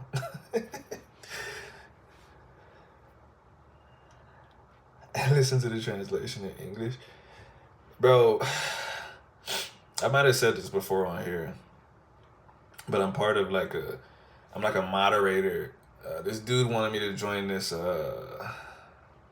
it's like a Spanish learning group chat for black men. So I'm a moderator. I help people because it's like all beginners. And they're always asking like, what does this mean? And it's always cuss words or like really bad stuff. And I'm like, there's no direct translation, bro. Like, but that's what they want. They want a direct translation, right? Like even like we could take no jodas, right? You can't directly translate that. you can interpret it and you could say in this context it means don't fuck with me or stop fucking around. But you can't. You don't want to directly translate it as don't fuck or don't fuck me because that's weird. You know what I mean? Like every language has like phrasal verbs. Like English has phrasal verbs, or at least phrasal. I don't know what it's called. It's phrasal something. You can say, "I'm gonna fuck him up." You don't want to say, "I'm gonna fuck him." That's that's weird, bro. I've seen a lot of English learners make that mistake. Like, I would have fucked that dude. Like, whoa, bro, you need to put up on there. That shit is super important. Don't do a direct. Don't do the direct translation. Mexicans are the best cursers in the Spanish speaking world? Nah, I don't agree. I don't agree. I think Puerto Rico, Colombia, bro. Colombians, Colombians don't have as much variety, but they got multipliers. They got multipliers. I was gonna say they got multi level when I mix multi level and multipliers together. I sound like I don't speak English. But nah, they got multipliers, bro. Like they'll really say like triple we puta. Like but nah, Puerto Ricans, they got so much variety on their words, bro. Like, yeah, a motherfucker could call you carechimba in Colombia, right? But a Puerto Rican will call you mamabicho, huele bicho, rascabicho, pescabicho. Like, all of this is just one phrase, bro. Like, you're a dick sniffer, dick scratcher, dick fisher, dick sucker. Like, and that's just one word, bro. I always thought non-Mexican Latinos are cringe. Why, bro? Mexicans have legit 50 curse words, variations, and different phrases. That's facts. I guess the problem is, I don't know. I can't decipher Mexican shit, bro. I said this before. I just don't be knowing what they're talking about, bro. I just don't.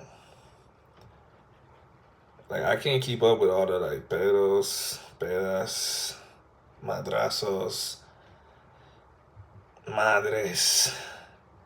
Me diste madres, güey. I'm just like, what the fuck? What does that mean, bro? Like, there's too many madres and padres, bro. I'm like, I don't know what we're talking about right now, bro. Like, I remember, and this was years ago, but I felt like I was missing out so bad, bro. There was this viral video of Canelo. He was working out, and he was like, mamaste. And I was just like, the fuck does that mean, bro?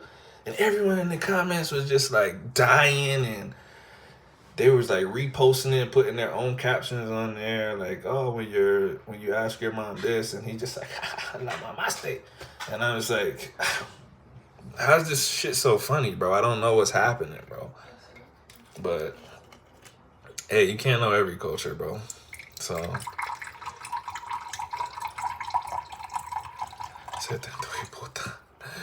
yeah, I've heard my friend do that to a couple people. That's what I'm saying. They put hella numbers on that shit. I'm like, I can't keep up. When Will gets mad, that shit's hilarious. He's like, my body, yo. Fui puta.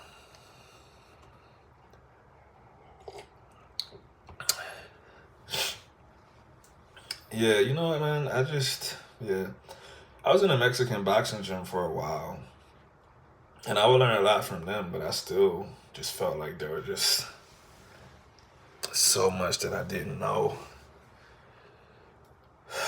But like I said, how much can you really know? Like, uh, I got really into this Argentinian series, and I watched the spinoff of that series too.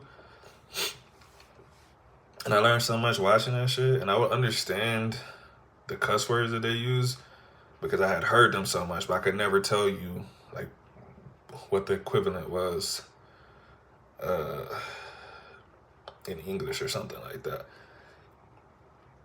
So I feel like that's a lot of. I feel like Mexicans are probably. It's probably the same for you. You probably could write 50 Mexican cuss words right now or sentences like that, but you wouldn't really be able to explain it to me. That's how I feel about like the stuff that I know too. Especially like, yeah, Argentinian slang is really weird, bro. Like boludo, pelotudo, negro de mierda. That shit really threw me off the first time I heard that. I almost stopped watching the show, bro. I was like, hold on, negro de mierda. This is two white people talking, bro. Shashwat. Hi. Speak to the right Salvadorian and Nicaraguan. Yeah, that's true too. That's true. Yeah, I agree with that. I can agree with that. Mike, you know it's crazy, bro. You gonna come here and get you a taste of El Voceo, bro. Have you ever used it before? Shashwat and Shrishti? I don't know how to say that, sorry. I said hi. Chileans, I can't understand them. Yeah, me either. Facts. All I ever be hearing is just way on. Way on, way on, way on. Way on, way on. Nunca. Bro. We gotta make a video getting you to talk like that. That's what we gotta do. Mike's first time using El Voceo. I mean, I can't say I'm like 100% natural with it because it's not my day-to-day way of talking. I mainly only talk like that to Will and his family. But, bro, buy it. Tell me. I'm from the USA. Yeah, I'm from the USA. Hey, it's a party in the USA. Bro, any day in January, we're good. I don't be doing shit, bro. I will plan my life around you being here.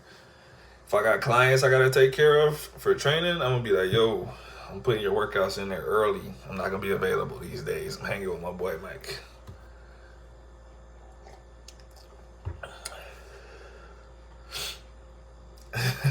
You about to one for February right now? Like I said, I can't promise you nothing in February. I hope, but I can't promise. My name is different. You don't know my name. You know my YouTube name. You don't know my real name. What do you think my real name is? I'll give you a hint. It starts with J.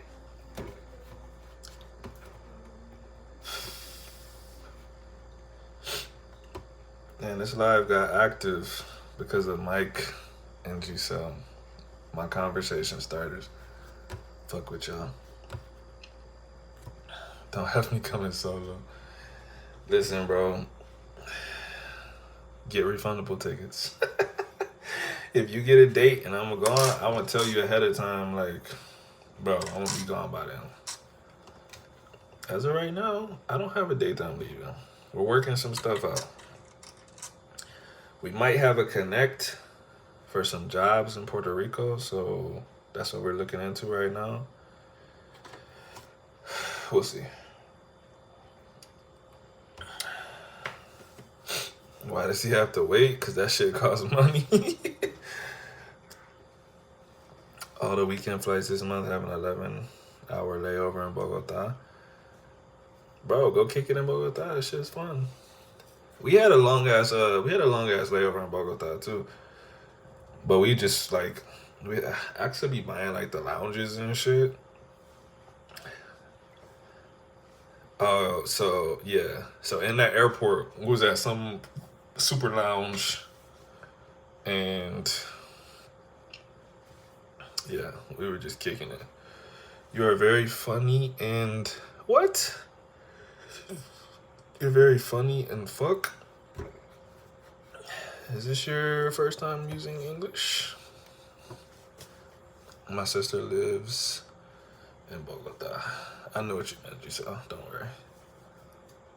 All right, Mike's gonna kick it with your sister in Bogota.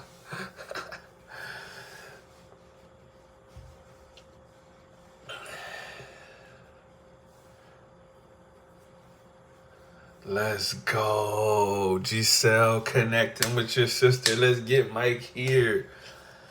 Yo, if we get Mike here before you leave and go back, we can all link up. We about to party, baby. I'm not even a partier like that, but for Mike, for Giselle, we getting lit.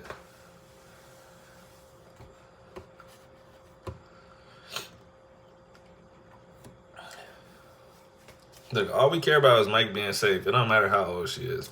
As long as she's gonna make sure he doesn't get robbed. That's all we care about.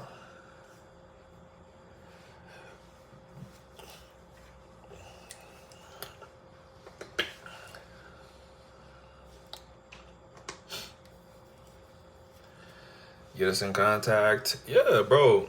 If Giselle's okay with it, I'll pass you her WhatsApp number and we'll make it happen. Giselle, let me know if you're okay with that. Or I can give Mike your number. Or I can give you Mike's number. Whatever works. She's not an old lady. I give him soup. Yeah, that would be better. But, he doesn't need soup. He just needs to be okay.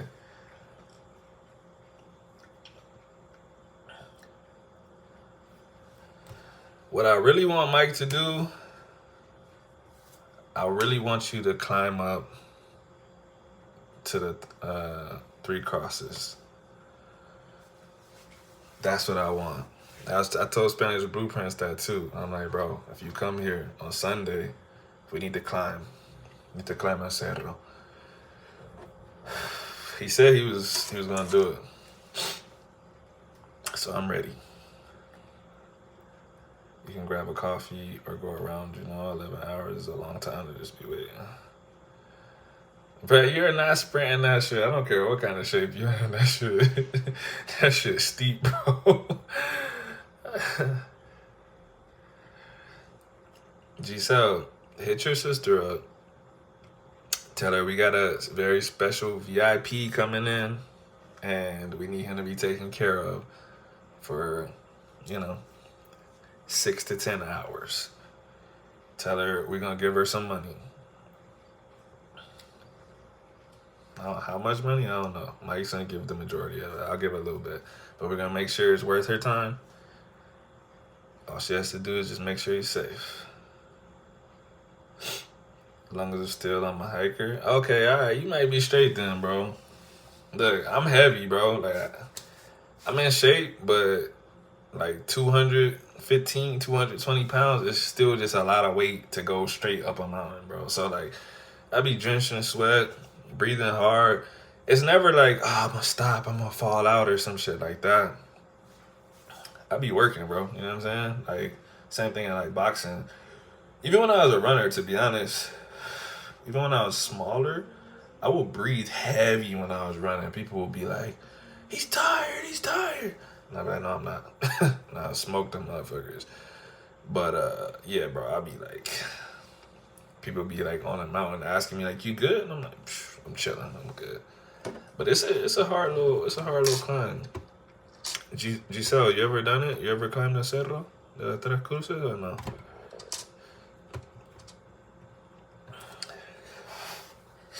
Mike, it's tough. It is tough. I'm not gonna lie, it's tough. I'm trying to make it like, I don't want to hype it up too much as well. I don't want you to be like, damn, this fat motherfucker, like, this shit's not that hard. It's tough. I don't think there's a way that you can do it and just be like, oh, this was easy. But it's like an hour, bro. It ain't the worst thing you ever gonna do in your life.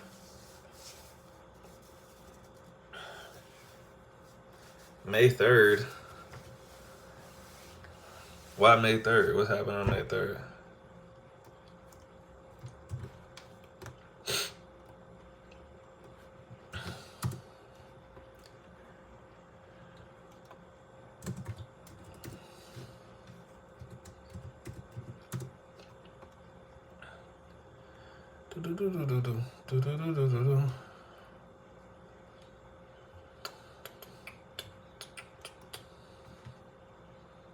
Oh, the day of the cross. Oh, okay.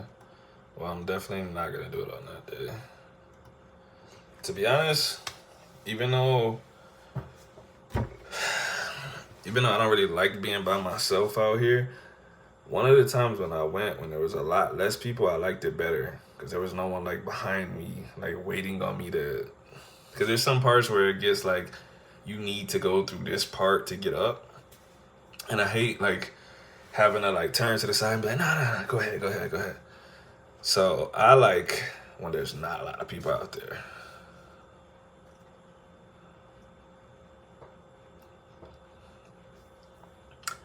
11 hours overnight instead of during the day. Why does that matter? Is that not better? Oh well, okay, yeah. I mean, obviously, like you wouldn't be able to kick it with her, but I think that's better because you could sleep that shit, and then you could really get active in the daytime when you get here. You know what I mean?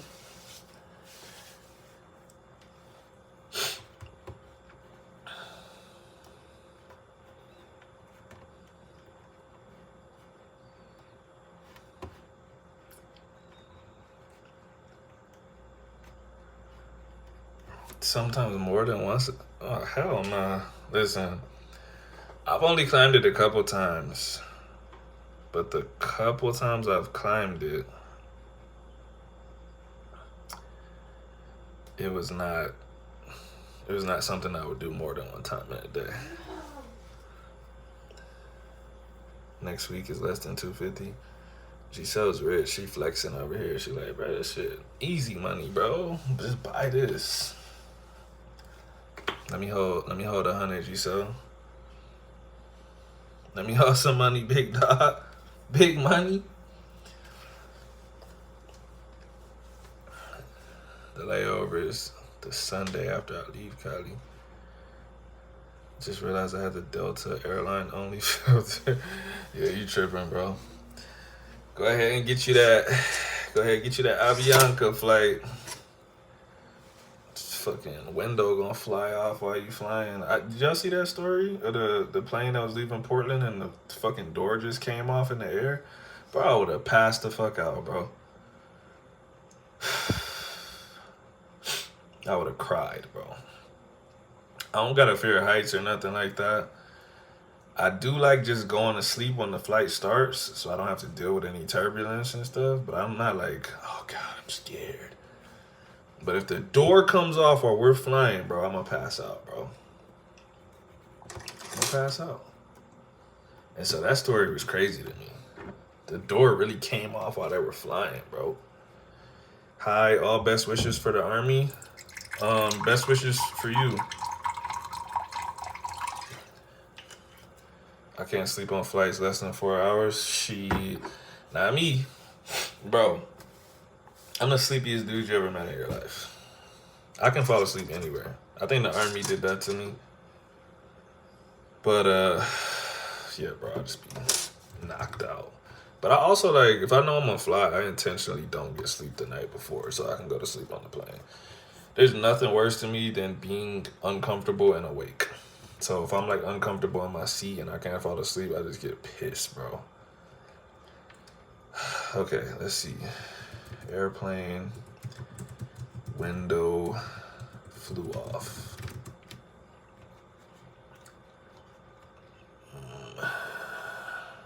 I don't want to die. Terrified passengers speak of ordeal on Alaska Airlines. Alaska Airlines. Yep. Terrified Alaska Airlines passenger sent final text to loved one as plane. Oh, wait, hold on. I thought they didn't die. Oh, okay. She sent the text thinking that she was gonna die because children's shirts and clothes were sucked off, phones flew into the sky, and passengers feared for their deaths as the plane plunged at 16,000 feet. Oh, yeah, hell nah, bro. I would have pissed myself, bro. Now that would make me not want to get on a plane again.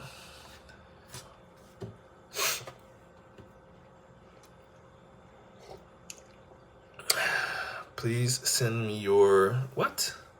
Please send what? Shashwat, what are you talking about?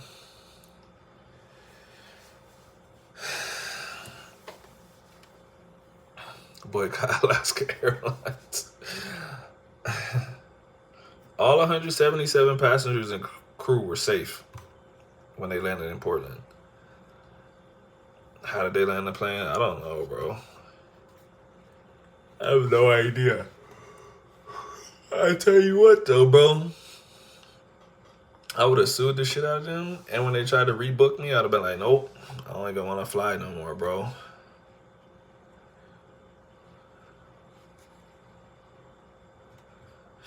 I'm looking at the text this girl sent. To mask her down. I'm so scared right now. Please pray for me. I don't want to die, please. Her mom said, do the brace position with the head between the knees and feet flat if you're going to crash. Bro, that's not what I want to hear, bro. Shit.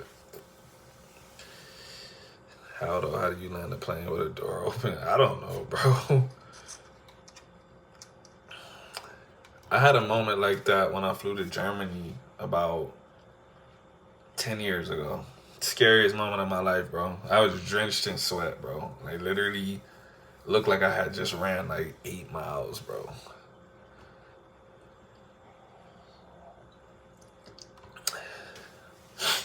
Giselle, sometimes your comments are so unintentionally funny. Like, if English was your first language, I would think you were being an asshole, but I know you're not. I just know. Like, that sounds like the most sarcastic comment ever. I guess they just sent. All right, Mike, I'm going to tell you what happened. This was 2010? 2011?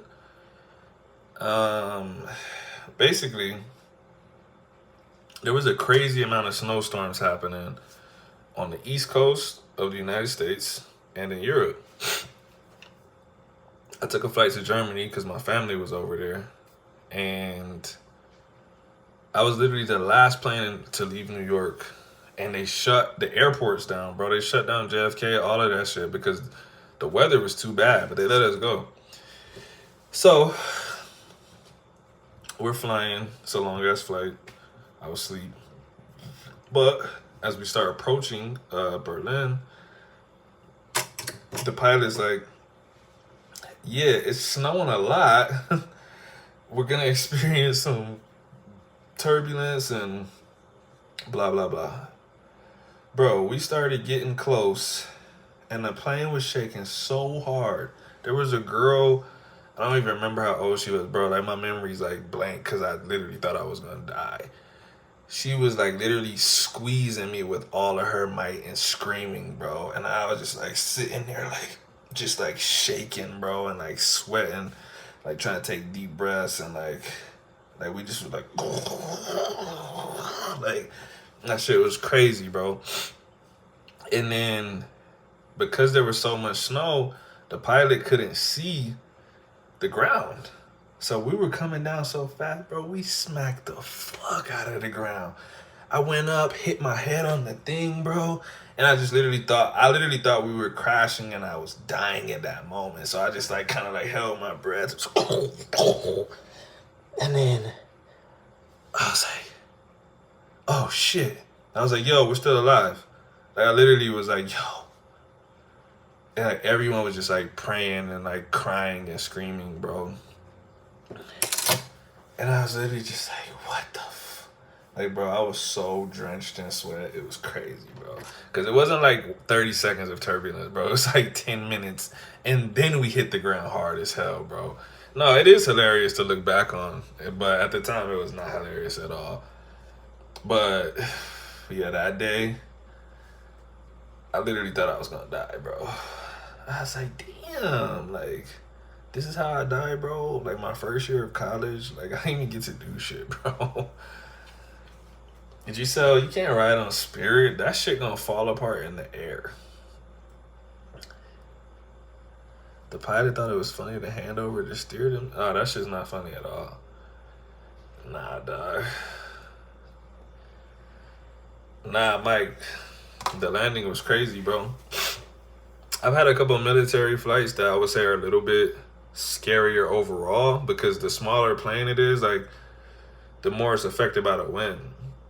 So when we're in those little military planes and it's like two of us, like two pilots and the pilot, the co-pilot, and like two of us in the back, like, bro, like any little gust of wind and you're like, that shit is scary.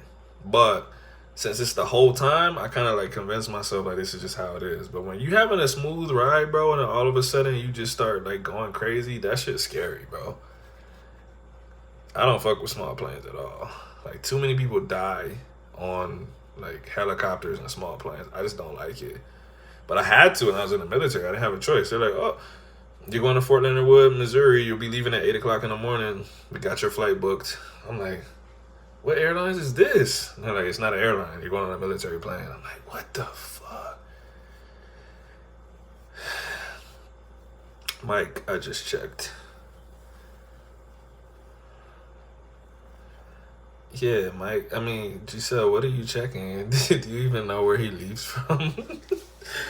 She's like, I found you a ticket. You're just gonna have to get to Florida. 23rd January is $80 US. I don't believe that. From where? Where is he leaving from? That's too cheap to be a ticket.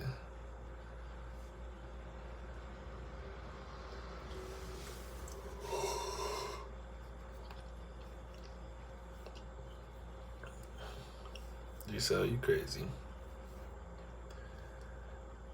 I've taken more than 60 flights in it. But where's he leaving from, though?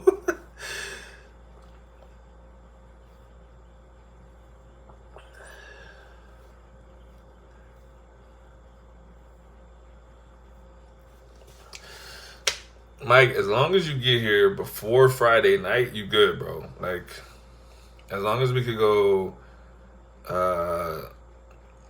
to the street where they do salsa at nighttime, and that's like at 11 o'clock, bro. You don't have to get here early on a Friday. Yo, Giselle, can I give Mike your contact info? Because when we get all done with this, y'all could like send whatever back and forth. Okay, I won't. I don't know if you're saying no to me or no to those prices, but that shit 80. I don't believe it's $80. I ain't never been on an $80 flight in my life. I don't believe that. I'm sorry.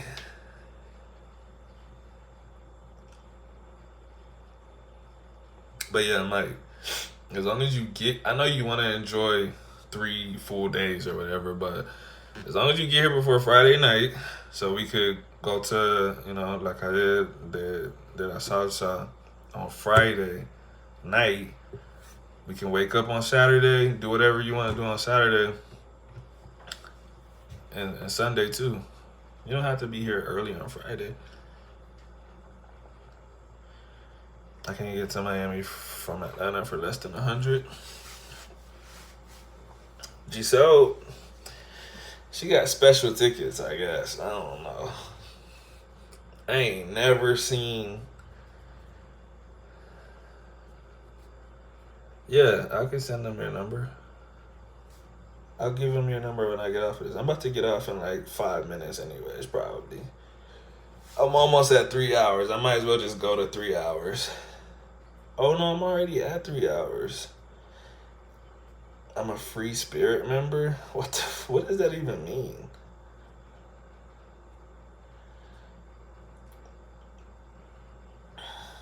I know what free spirit means. I don't know what a free spirit member is.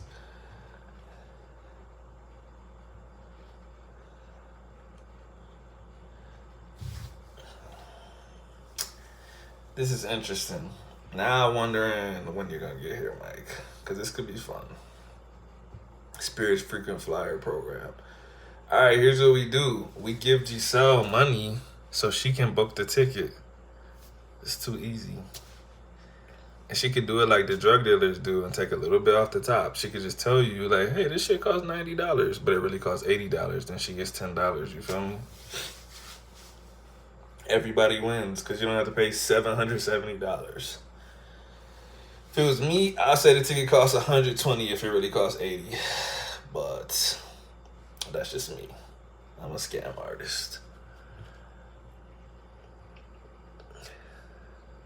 Send me her number when you get a chance. Yeah, I'm gonna get off at 190 minutes. I'm at 186 right now, so soon. I think, Giselle, you said you're not leaving the area until like the end of January, right? We could all link up.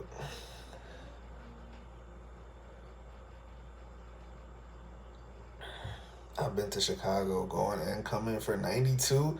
Man, hell nah. Nah. I don't believe you that shit. I don't believe that shit.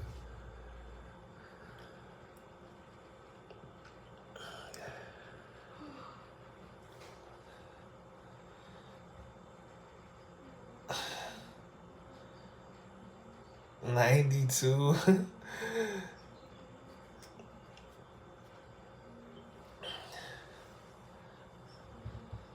Oh, there you go, Mike. Instead of cat, you say pahula. Pahula. Or in Puerto Rico, they say embuste. Embustero. Embuste. But here, they say pahula. Bro, how many Colombian pesos you got, bro? Let me hold some. Hey, listen, man, the exchange rate has not been the best lately. I remember at one point it got to $1 was 5,000 pesos. Now that shit's under 4,000, bro. I'm like, that shit fake, bro. I wish it was 5,000 when I was here. You know who be scalping people? It's those Arabs at the mall selling perfume and cologne. Them and the people that sell chains. They be like, my friend, I sell this chain for $100. For you, I do 70 because I think it looks good on you, my friend. When I hear that, my friend, I'm like, bro, stop talking to me. 212,000. So you got like $50 worth of pesos on you. That's straight. That's straight. We can do something with that. Go get us a fancy meal. Nah, I'm fucking with you.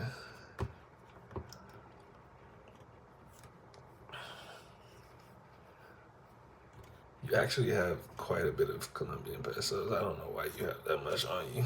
I would exchange that shit. But you know what? When you were here, that probably was worth more than it is right now. Because I'm sure it was closer to 1 to 5,000 when you were here, right? A couple years ago. So see if you can find one with a layover in Bogota. A tour from your sister would be fun. I have that much because I needed it for how expensive quite the hell it was. It was probably worth more also. Yeah. I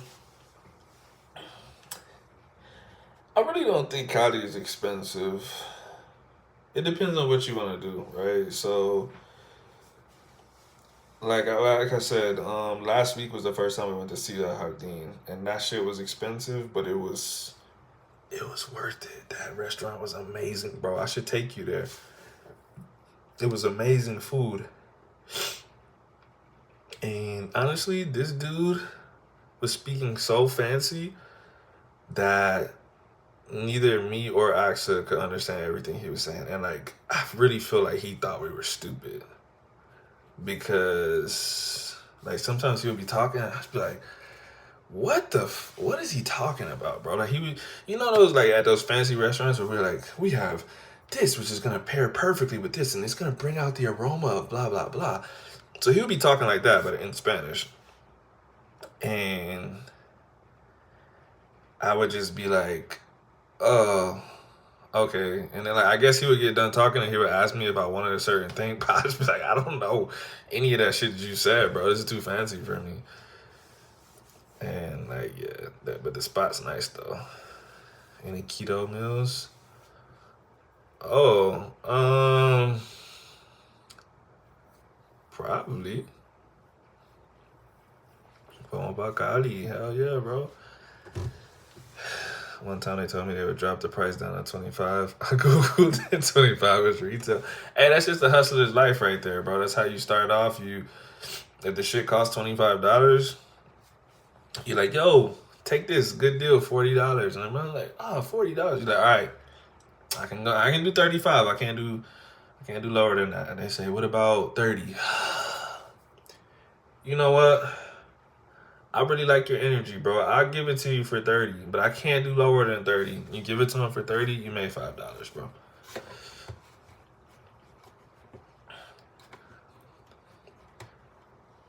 Yo, Mike, have you ever heard people use desde luego in real life? I really felt like that was like what's the word I'm looking for?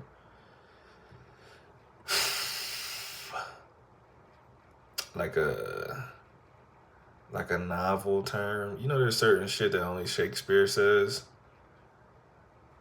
Shit like that, like shit you hear in like fancy movies and books and shit, but nobody really talks like that. That's how this restaurant was. Everything I would say to this dude, he would say, desde luego. I just be like, okay. Like, who the fuck says desde luego in real life? I don't know. I'm not a fancy guy. But he was saying that shit every 5 seconds, bro. I actually had never even heard that shit, to be honest. I had to tell her what it was. You don't need to bring a jacket here, only Bogota, because it's hot as fuck here, bro.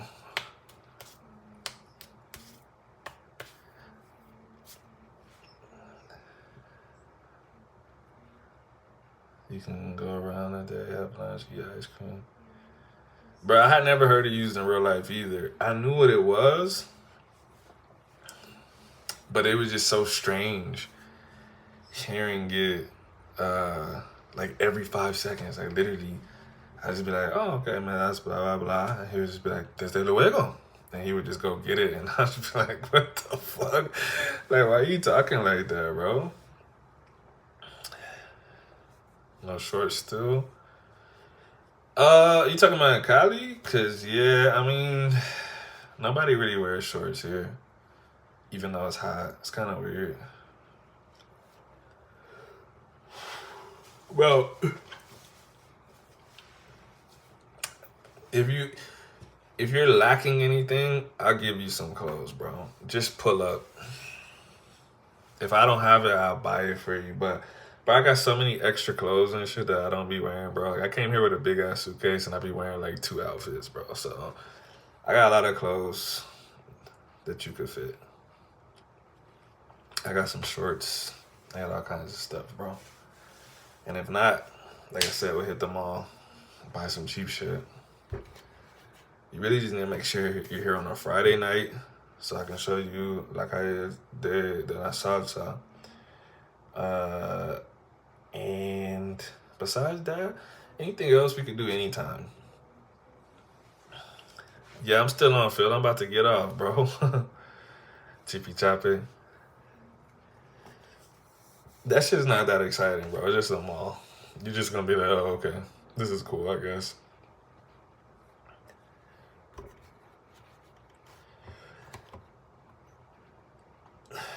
Bro, you don't have to know how. You don't have to know how to dance. That's the best part. It's a big ass crowd.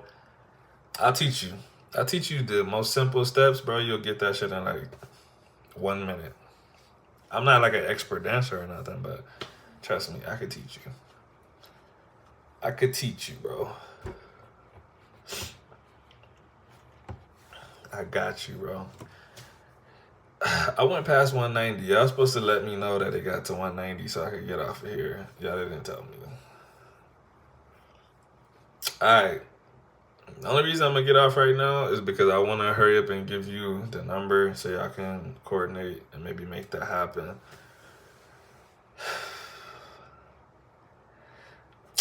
Bro, trust me. First of all, everybody's too drunk. Nobody would notice if you didn't have rhythm. Second of all, there be like it's a famous street, so there's hella white people and tourists that come out there too.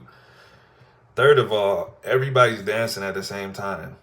So like no one's paying attention to you. They would never know if you have rhythm or not, bro. Like trust me.